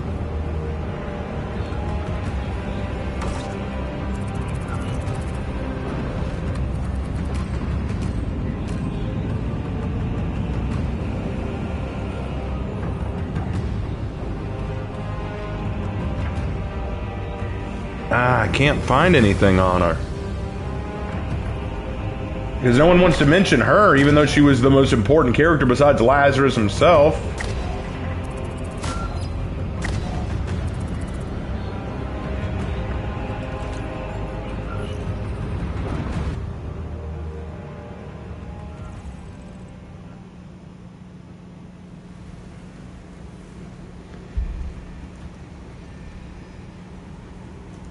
No, I'm not looking that up. I was talking about the book Lazarus Enmity's Edge by Gary Cloyster, and people wanted to know what happened to the girl in that, and I'm trying to remember her name.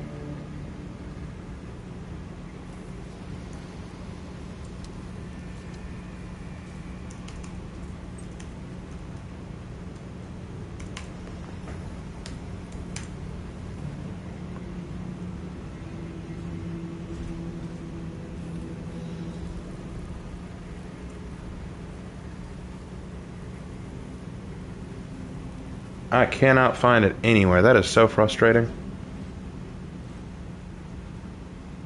Hold on, let me try this. I got another way.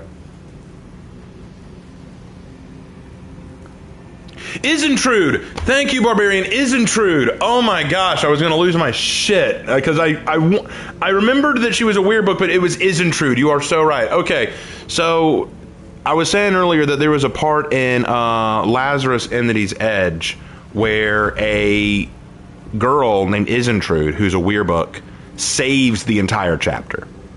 Here's what happened. So Lazarus was sent to this planet called Reese, which was being overrun by something chaotic, but they didn't know what. It turns out it was the chaos-corrupted spirit of this ancient person who used to be a Mechanicus priest, and he had been wrongfully killed, and his anger had kept him alive and had kind of modified into this fungus, basically this gray fungus that he could use to infect people. And he had found a way to use the fungus to infect people and turn them to his side, very much like the Flood, and he found a way to do it to Space Marines, which shouldn't be possible, but he found a way. And he had tricked the Dark Angels into coming there because he planned to corrupt the Dark Angels, send them back to the Rock, and then have them corrupt all the other Dark Angels. And though they've tried very hard to resist him, they couldn't fight him off. Even the Primaris Marines, as awesome as they were being corrupted by this evil bastard. Now, following along with Lazarus is this 16-year-old girl named Isintrude, who's what's called a weirbook. Wearbooks are people only native to Reese who've gone through special mutations where their brains can store information like a library, and they can release it at any time they want. They basically are people who serve the government of Reese to basically be, annals. So that's basically what she's doing. She has information on Reese, all the information of Reese's history, and that's why Lazarus wants her around, because Lazarus wants the history. He wants to know what's going on. Well, what happens is, eventually during the final battle, when Lazarus and all the other Marines are basically getting corrupted, the slime monsters, the fungal monsters, corrupt her too. They put the fungus in her. But here's the problem. Here's what's crazy. Get ready for this. This is the best part. It turns out that when it tried to corrupt her mind, it got stopped by the fact that she is a weirbook. Her biological brain is filled with meaningless knowledge about Reese's history. So when this fungus, this demon-warped fungus, tries to consume her gray matter, instead she feeds it nothing but nonsense history from her brain, overloading him with all this random jargon and nonsense about history of Reese. And because all the fungus is tied to one singular brain, the demon-possessed Mechanicus, he can't handle it. He can't comprehend all this information at once, and it's overwhelming him. And because of that, it gives the Space Marines enough clarity to fight back, and Lazarus finally kills him because he has that clarity. If she had not done this, if she had not fought back the way she did, the Dark Angels might have been fully corrupted.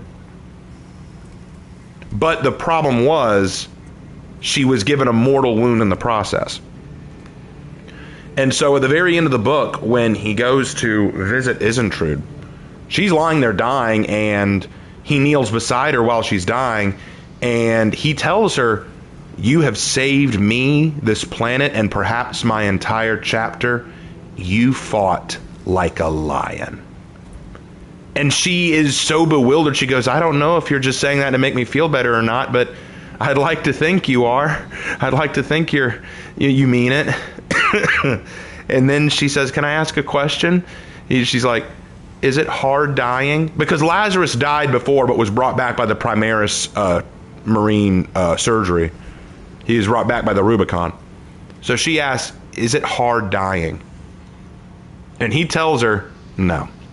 For one who has lived their life with honor, it is very easy." And she just says, "That's good." And then she dies. Like, he actually gives her honor. He actually shows her honor and respect, and he is physically upset about her dying because she did save their lives. She did save their chapter. This 16-year-old girl saved the chapter. And that moved him. And I'm kind of like, oh, I'm so sad. She should have gone with them. She should have been like a serf. She should have been like a serf on the rock. That would have been so awesome, because her goal was to use her history and her knowledge to actually make a difference. And she couldn't because she was stuck on Reese. And it's so sad. Oh man, I felt so bad. I felt so bad for her. Oh man, it's one of those things. It's one of those things.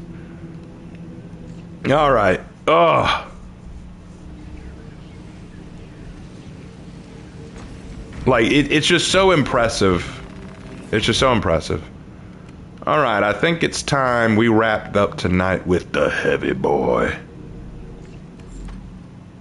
Yeah, she died a hero. And the problem is, very few will remember her. Line that really hits me where I live. Exactly. It's like, dude, it do be like that though. Oh man, I love it. I love it, man. All right, let's do Fall of Atreus, I think.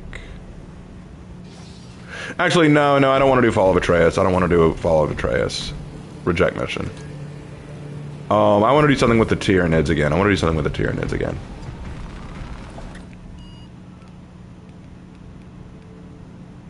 Let's do Termination.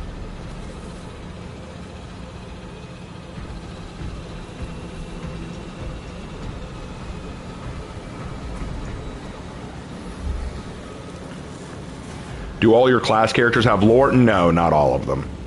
Not all of them. Only two. But it was just so sad of just like, is it hard dying? Like, she just knew she was gonna die. And she was so funny too. Like, there were moments in the story where, okay, so she was injured, and so the apothecary gave her a stem to help her feel better, and it made her a little, like it made her a little juiced. And so they have to send her on a difficult mission because she's so small she can fit into an air duct. And as she climbs in, you just hear her go, "Good thing I'm stemmed out of my mind, or I'd be scared shitless." And I'm like, she's precious. She's adorable. Which ones have you given lore? My bulwark and my heavy. Be right back. Hold on, I gotta grab some.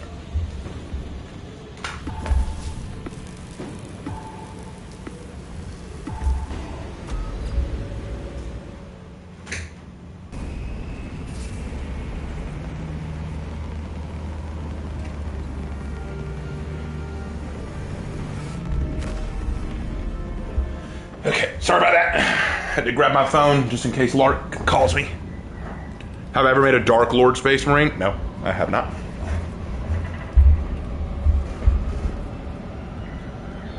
Have I heard that Halo might be coming to PlayStation? That'd be awesome if it did.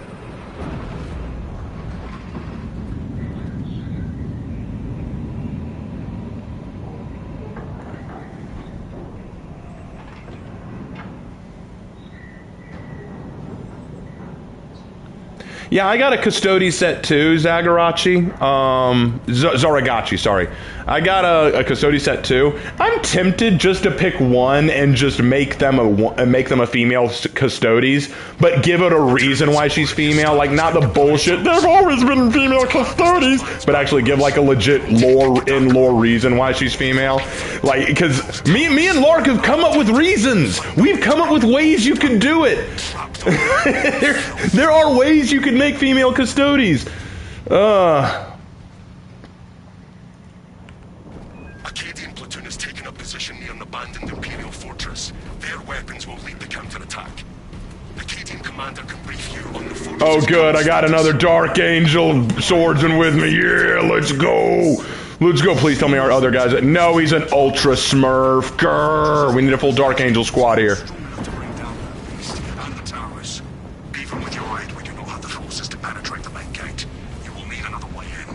Hold your position. We will access the last cannons. This path will lead you into the jungle and towards the fortress. May the Emperor grant you success. We cannot waste time when there is a battle that calls to us. The Tyranid forces are strong here, Captain. We must gain access to the fortress's weapons. The front gate is inaccessible, so you must enter from below. Fortress schematics show a waste reclamation center. We'll travel beneath the tenement and up into the fortress. And who it is then?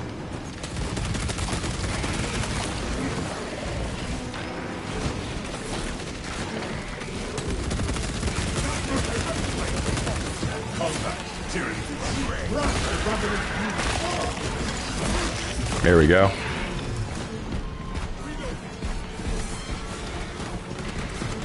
For some reason, my friend said the Sisters of Battle is the most sexist legion because they're female. Are you fucked? Your movement is erratic.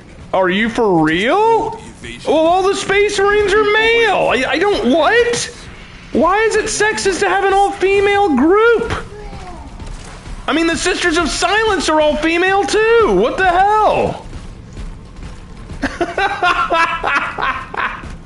Who the hell? Who the hell oh, the Sisters of Battle are all women. That's sexist. F you. Walk available.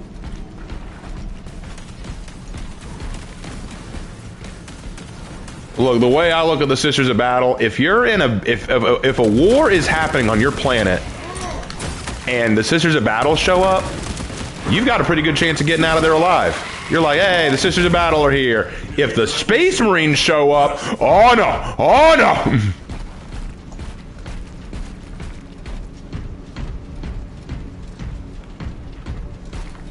Malkador, some Primarchs should be female. Emperor, clearly you never had a sister. I love that Malkador even said that. We should make the Primarchs women so that they're not all competitive. Do you know anything about women?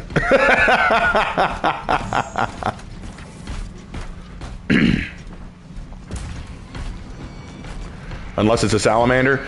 I don't know, even a salamander. Sure, they're the nicest Space Marines, but they set everything on fire. They'll kill you in fire, accidentally. That I will steal all the glory. I worry for those who will have to retrieve your dreams.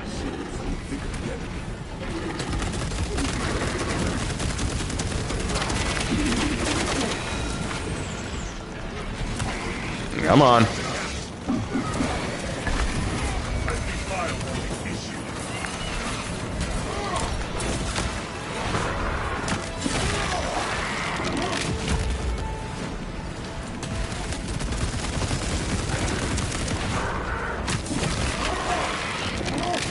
I heard Salamander's my favorite faction. I'm here. Yeah, everyone gets upset when I tell them that I don't really like the Salamanders that much. Yeah, I'm not a big fan of the Salamanders.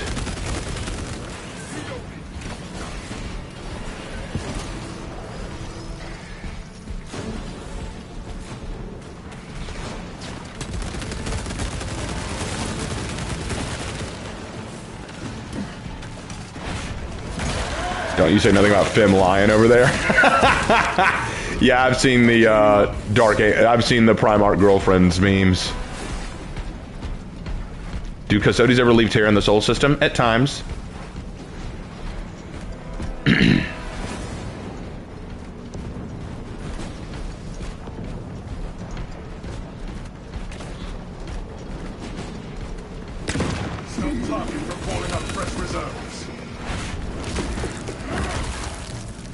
That's cool. Raven, what's your favorite faction?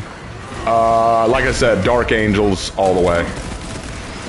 Dark Angels are my favorite.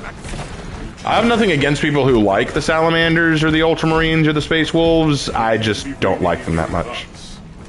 I do not wish to range too far ahead of you. Your pace is adequate. Then I will trust you will tell me otherwise. Affirmative.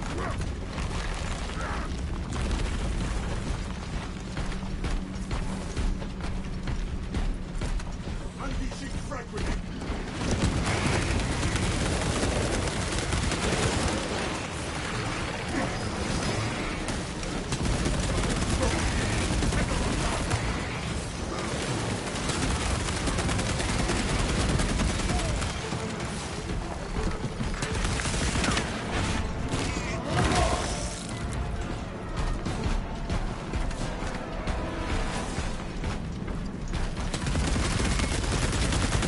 Kill them Hormagaunts.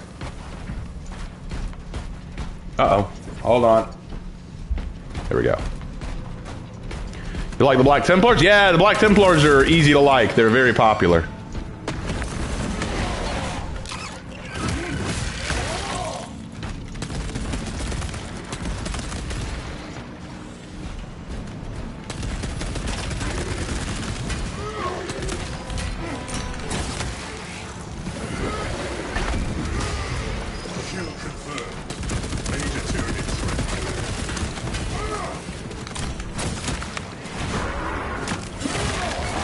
Got him. Oh no, that's fine. If you like the Salamanders for fire and melee, that is totally a fair reason. The reason I'm not a big fan of the Salamanders, I'll be honest, the big reason, because everyone loves them because they're the good guys. Everyone's like, oh, the Salamanders are the ultimate good boys. They're the nice ones. They're the ones who are super friendly, implying that they're the only ones who can be. For me, I feel like here's the thing. When I heard about the Dark Angels, I was like, oh, dude, they're awesome. I want to write a story about a Dark Angels who, saves a whole family, you know? That'd be really cool. And then someone's like, oh, no, that's more the Salamanders thing. And I'm like, wait, you mean to say that unless I choose a Salamander, yeah, most of the other Space Marines, they're just mean. They're just evil, you know? And, they'll just all kill people. The Salamanders are the only good ones. And I'm like, but why? So now whenever I talk about how, I like the idea of Space Marines who actually fight for the common man, who actually want to stand up for an individual, everyone's always like, no, that's the Salamanders, man. And so I'm kind of sick of everyone just going, but they're the good guys. I'm like, I feel like you can make the good guys out of any Marine chapter you want within reason.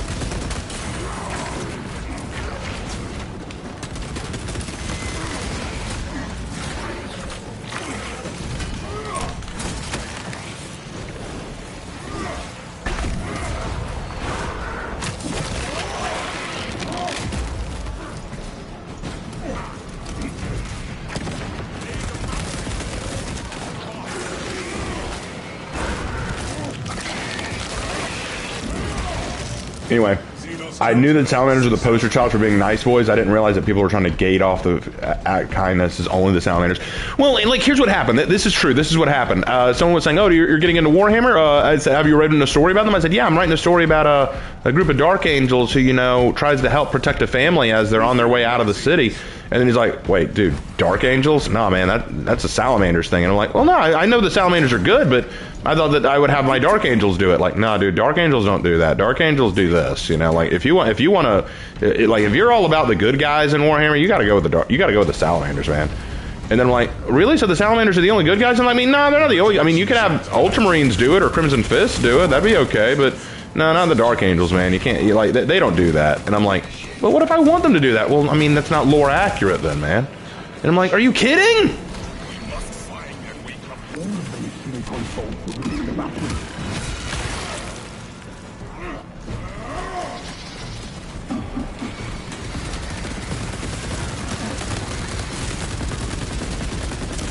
I like heavy. Point and shoot the character.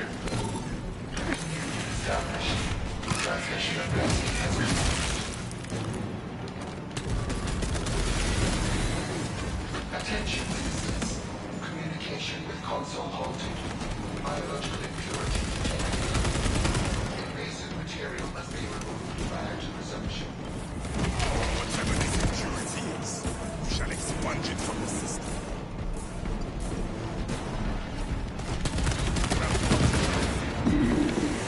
There it is.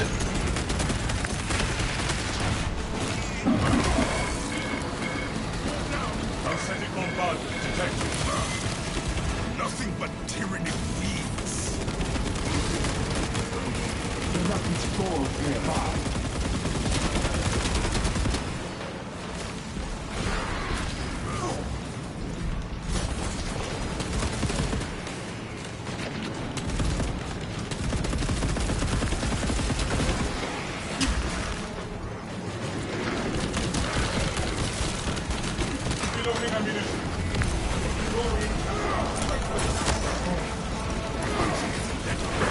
Got him.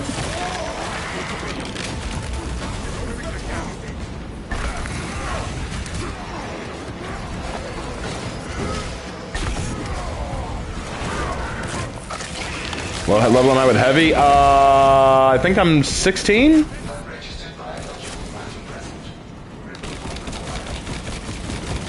Corruption eliminated.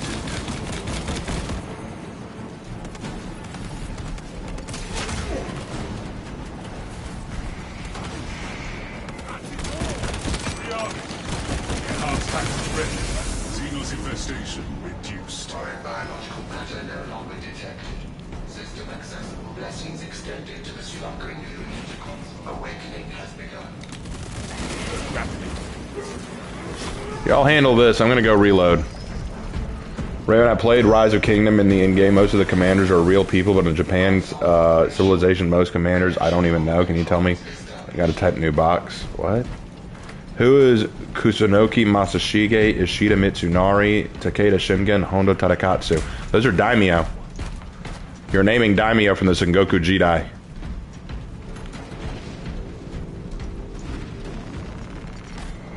And I'd need a long time to go into each one of them.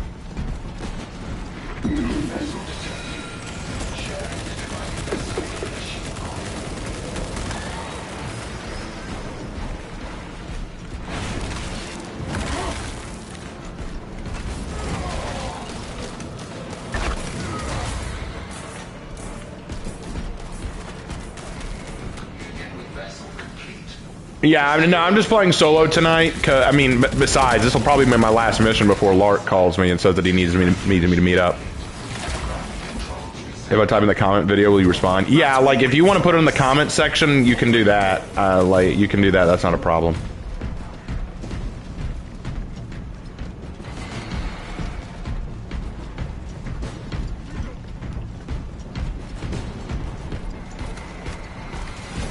Captain Akaran, we are entering the fortress now. The weapon system is next. Good. Head up to the cannons and remind the Xenos of whom they dare to attack.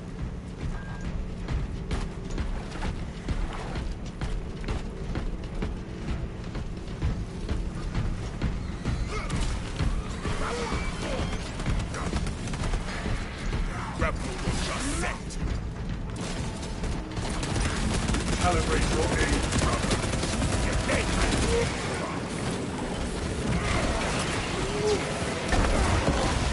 Execute iron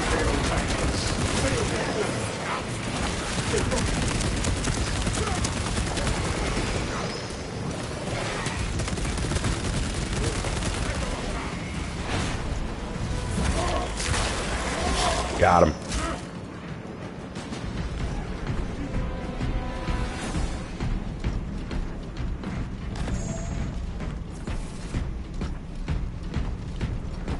Reloading. Ammunition restocked.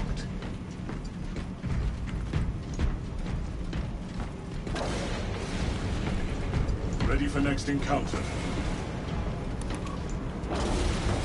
Alright, where are we going next? Ah, the spiral stairway. Alright. We should be able to make it through this, no problem.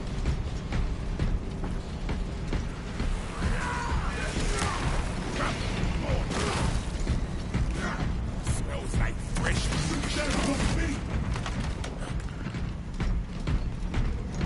Arming up.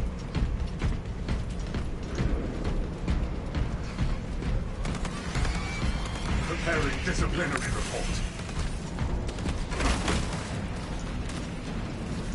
Walk available.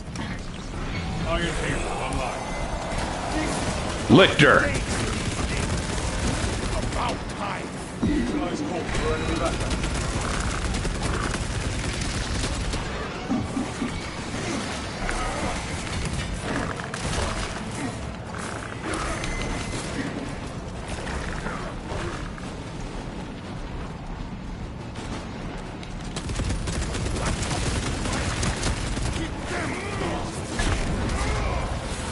Got him!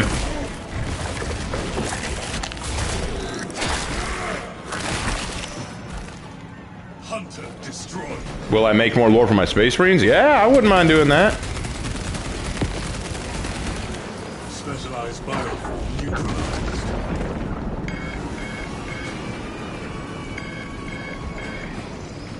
Injector spent.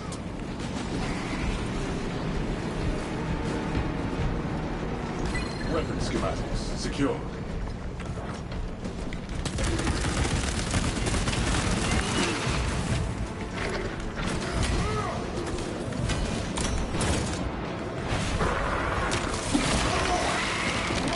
Which class will I make more lore for next? Probably my tactical. Or Vanguard.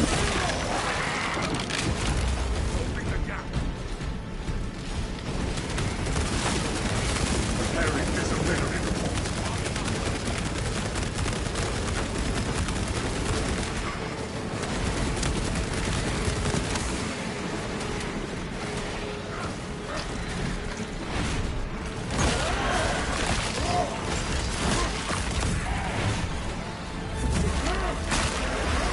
Thank you for that, Seth. Kill confirmed. Major Tyrion threat. How's my sniper? I don't play sniper all that often. I need to play them more. But like I said, it's been a little while since I've even played Space Marine 2.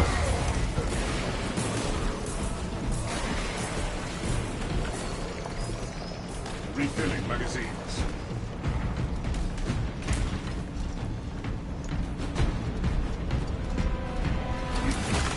I wager I could break your guard.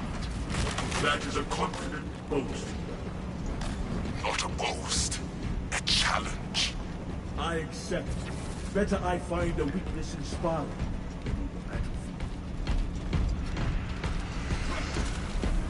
Let us rise up and into glorious battle.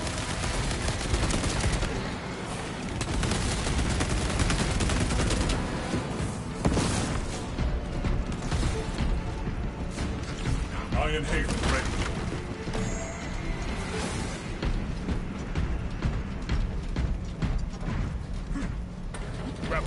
Oh, we gotta be stuck with an Ultra Smurf. The Tyranids seem to know you're close. They are amassing at the fortress. Good. My blade will be soaked in Tyranid blood. Where am I telling the lore for my classes? I just tell them in streams whenever people ask. Like I talked about Nathaniel earlier, my bulwark. Favorite dialogue? I don't really have a favorite. Fill up on skills. Obtaining armaments. It is even bigger up close. Oh, that's a big one. We must reach the fortress's weapons.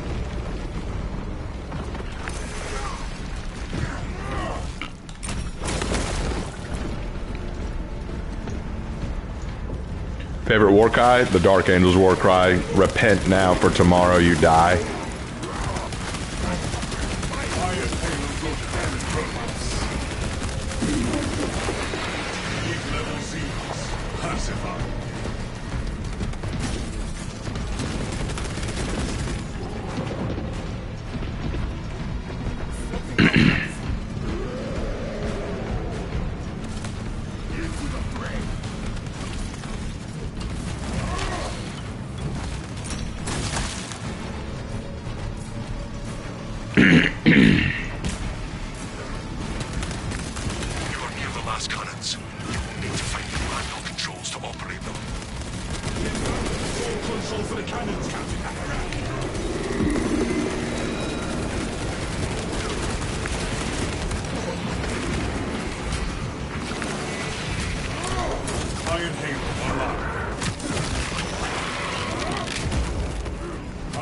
And no, I don't have the timestamp for it. Tell you what, before I leave to go eat with Lark, I will retell the story of Nathaniel for you. Which class is my favorite to play? Heavy or Bulwark? Both are very fun for me.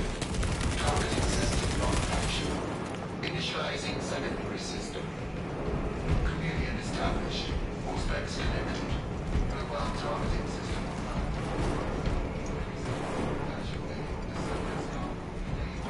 Get to work, Bulwark. We're protecting you. You do know how to do this, right?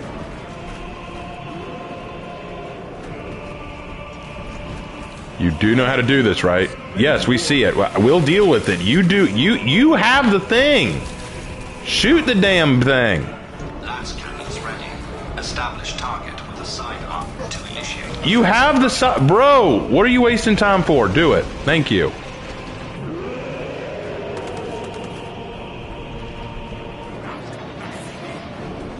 Fire.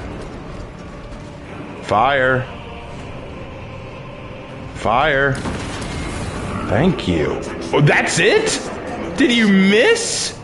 How do you miss with that? You know what? Your privileges are revoked, bro.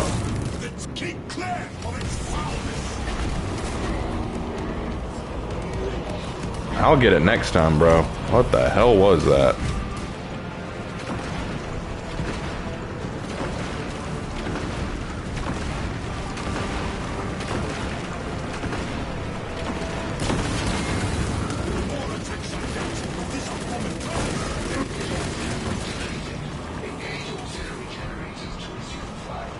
You guys go ahead and do that. I'll be right here to get it because you guys can't be trusted.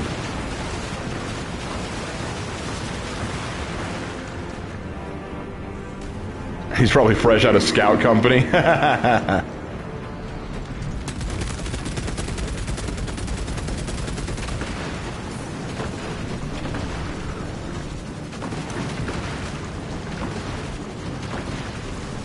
know it takes time to charge. I'm just waiting.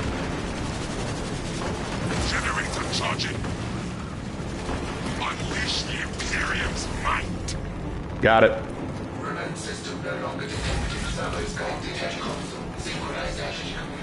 All right, now.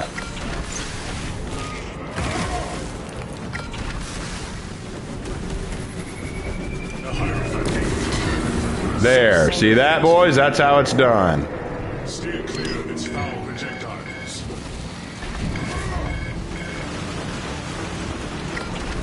Firing again. Eat it, buddy. There you go. Look at that. Look at that. That's how you clean house.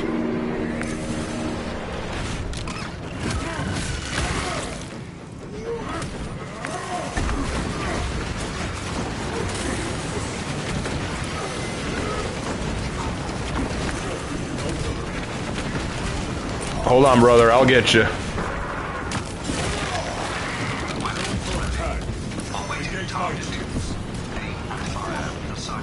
We've got a problem. We got a real problem. Hold on. Firing. Now!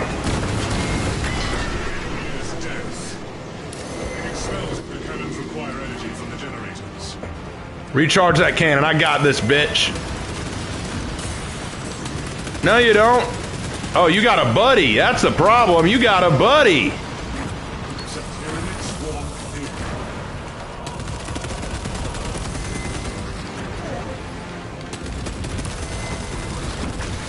Do I have to fight these things all on my own? Yes, I do. Get down. I want you. Come here. Come here.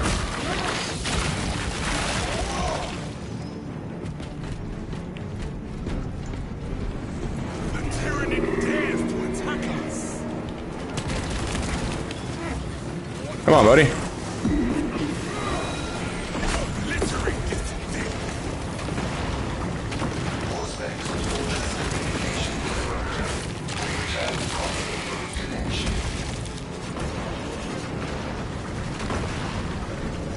Almost done, boys. Nope. Get over here.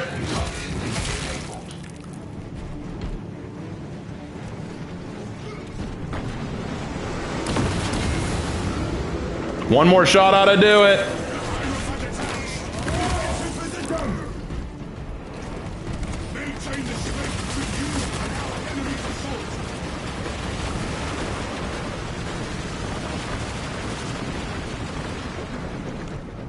Come on, Bubba boy. Let's go.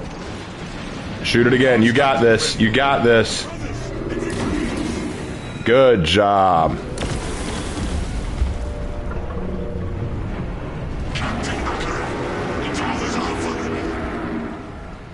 Take the shot on those damn towers and unleash divine retribution. Let us make sure the Tyranids choke on their meal.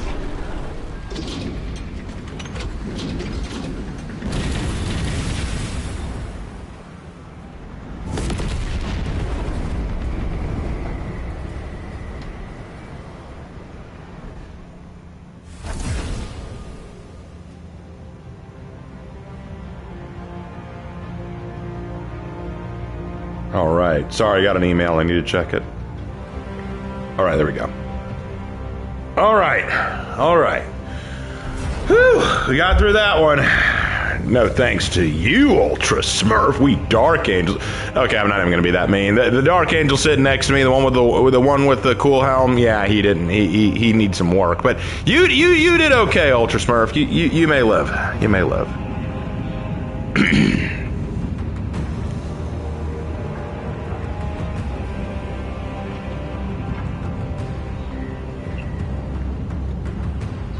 Barbarians are overdue for Slaanesh. Slaanesh is about to get some new minis.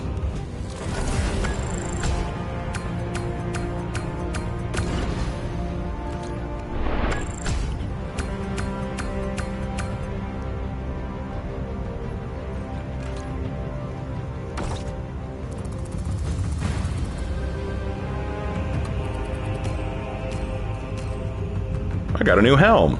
Cool.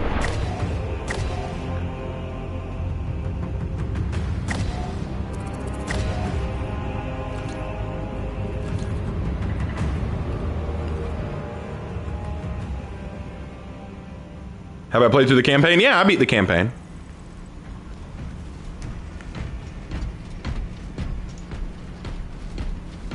I beat the campaign.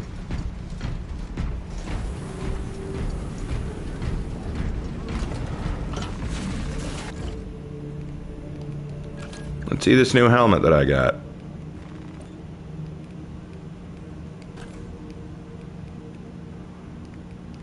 That's it? I mean, okay. That's it.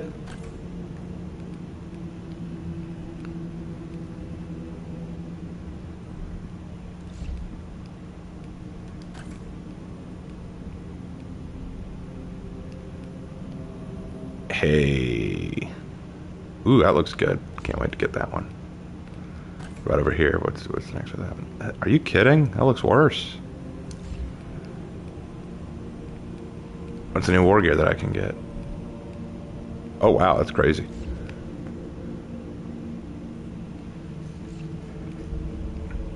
Alright, anyway.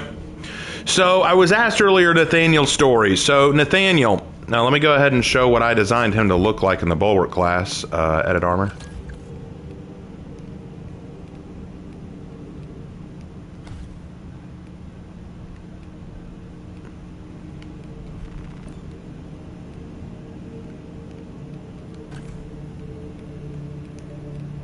Okay, so this is kind of what I was going for with the hood.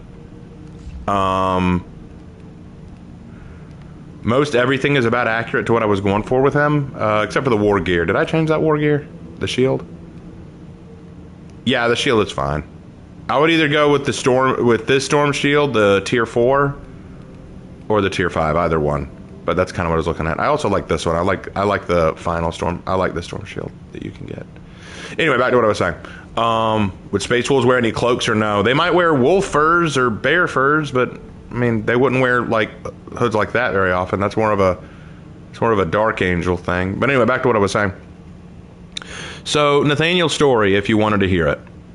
Nathaniel was a Dark Angel that was raised on Caliban, which was the original home of the Dark Angels.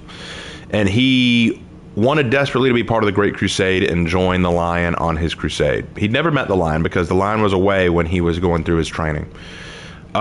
He made himself into a sword brother, like a sword warrior, and he really outshone others. He really was growing through the ranks quickly, and his skill with the sword was unquestionable. But as you know, when the Lion returned to Caliban during the Horus Heresy, Luther started a rebellion and attacked the Lion, and there was this huge civil war between the Dark Angels on Caliban and the Dark Angels with the Lion. And Nathaniel had no idea what was going on. He was so confused, he didn't understand. But of course, he gets swept up in the battle, and then, as you know, many of the Fallen, because Nathaniel is labeled among the Fallen, he gets swept away into the future to a random planet. I haven't given a name to the planet yet. I still need to work that out. But anyway, Nathaniel lands on this planet thousands of years in the future, and he learns basically what's been going on, what happened. He doesn't understand why he failed the Lion. He doesn't understand how he failed or upset the Lion. But he wants to do right by them. He wants to do right by the Lion. He wants to decide who he is. Is he really a Dark Angel? Is he something else? He doesn't know. Well, anyway, on this planet, suddenly a host of the Emperor's children attack. A host of the Emperor's children attack and start attacking the planet. He doesn't know about all this, but he has been labeled. See, the planet knows who he is. They see him as a folk hero. He's the giant who comes to the rescue. Now, here's where things get crazy. There are Space Marines on the planet. Iron Hands. The Iron Hands are on planet, and he comes across them, and he sees that they're escorting refugees, normal civilian refugees, out of a destroyed city, and they're ordering them to keep moving. Well, this one woman comes running up to the Iron Hand soldiers. Oh, hold on. Hello? I'm done. All right, I'll be done in just a few, and I'll see you there, okay? All right, see you, sir. Right, bye. Anyway, that was my brother. So anyway, this woman comes running up to the Iron Hands, basically saying, hey, have you seen my daughter? I can't find my daughter anywhere. And the Iron Hand soldier tells her to get back in line. But she asks again, please, I just want to find my daughter. I don't know what happened to her. And the Iron Hand warrior shoots her for not following orders. Nathaniel is appalled by this behavior and draws his sword on the Iron Warrior. Not the Iron Warrior, sorry, the Iron Hand. And this nearly brings them to blows. And so they ask who he is and what chapter he's with. He realizes that he's nearly exposed himself as a Dark Angel, as a Fallen, and that means that the Dark Angel will be here soon to get him. So he runs for it. He doesn't want to be caught by his little brothers. While wandering through the city that has been evacuated, he comes across a small girl who looks similar to the mother, and he realizes that this is the girl that the mother was looking for. Now, he could just leave her behind, but she's helpless, and he wants to get her to the evacuation shelter, so he offers to escort her to the evacuation shelter. She's a little scared of him. I mean, after all, he is a giant, but she doesn't really have a choice but to trust him, so she follows him. But on their way to the evacuation shelter, they see that it's already been bombarded. It's already been attacked, so it's no longer safe. So the only place that he can take her is now the capital city, which is several days' walks away. It will take a long time to get there. He knows that taking her is risky. He knows that getting her there will put him at risk, but he knows he has to try to do it. And so he takes her on this journey to get to the capital. Through the journey, he starts to really grow fond of her, and she grows fond of him. And she starts to really challenge some of the things he's believed. Like, for example, there's a scene where he saves her from a beast in the desert, and she asks him, "Weren't you afraid?" And he goes, "I am a son of the Emperor. I am never afraid."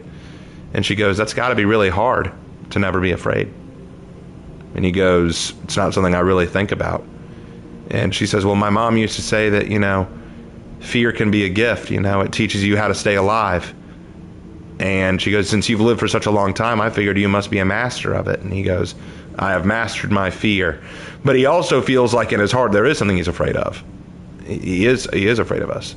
He's afraid of the idea that he could have failed the lion. He's afraid that he's not a true dark angel.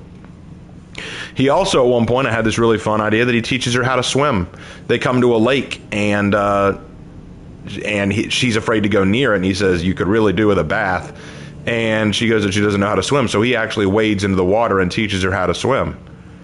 And she asked where he learned, and he said that he learned when he was a boy on Caliban. And she asked where that is, and he says, "I don't know right now."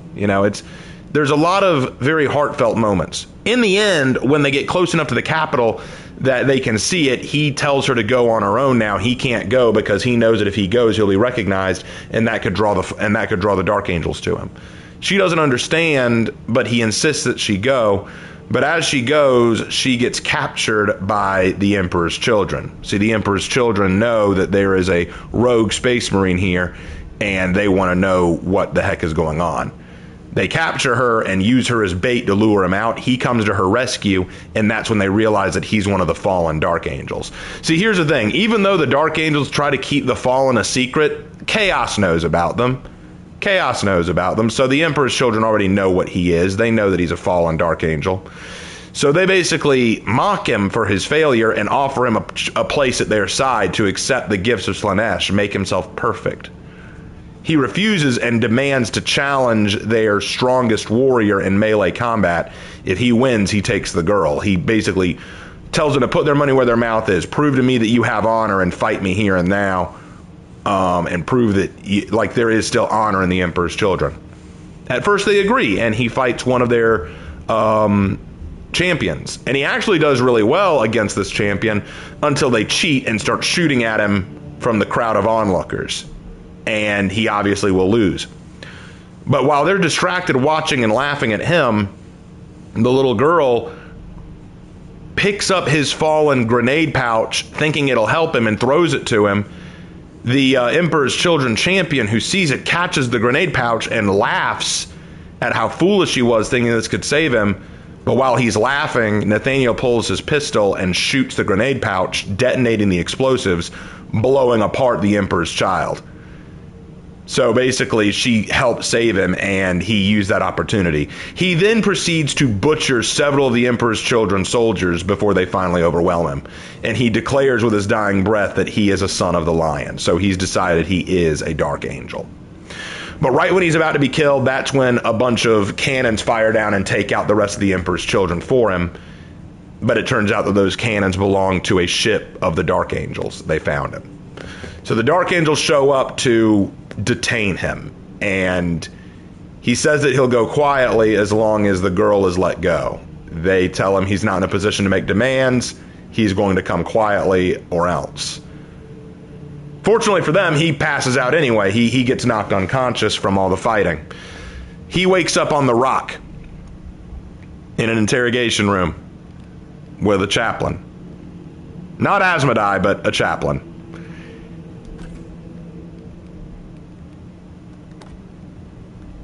Now, here's where things get nuts. The chaplain basically says that he would conduct his interview in a moment, but first, someone wants to speak to him, and that's when the Lion enters. This is after the Lion's return. The Lion wants to speak to Nathaniel.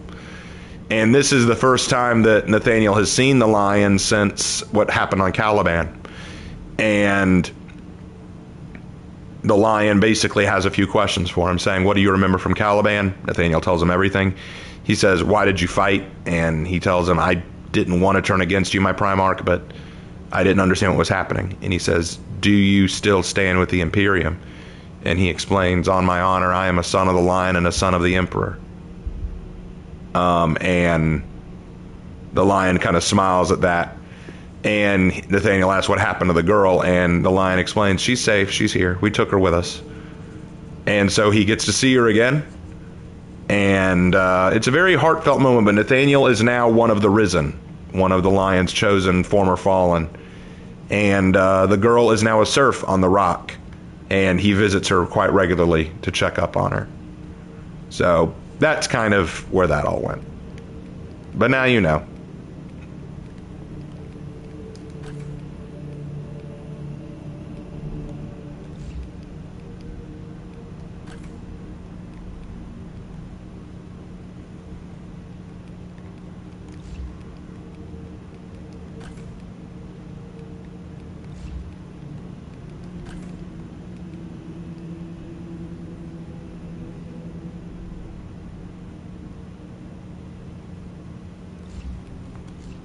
All right, let me go ahead and do this real quick. Go to the heraldry.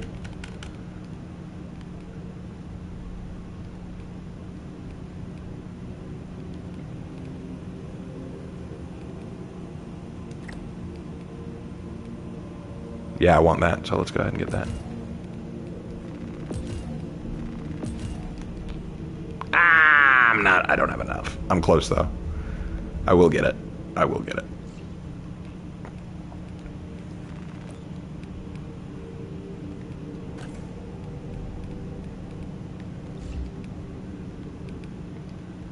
Anyway, I think that's going to have to do it. What about the heavy? We'll talk about that next time. I don't have a lot of time to talk about that right now because Lark called, so I got to get going. Will there be more stories for Nathaniel? Maybe in the future. Maybe in the future I'll write some more for Nathaniel. But for now, that's just his background. But anyway, that's going to call it there. Thank you guys so much for joining me tonight. I had a great time. This was a lot of fun. Tomorrow's Wednesday. Lark is going to be out of town.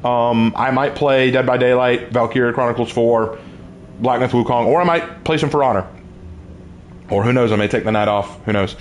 We'll see. Anyway, thank you guys so much. Hope you guys enjoyed. Hope you guys enjoyed the story of Nathaniel. And I will see you guys in my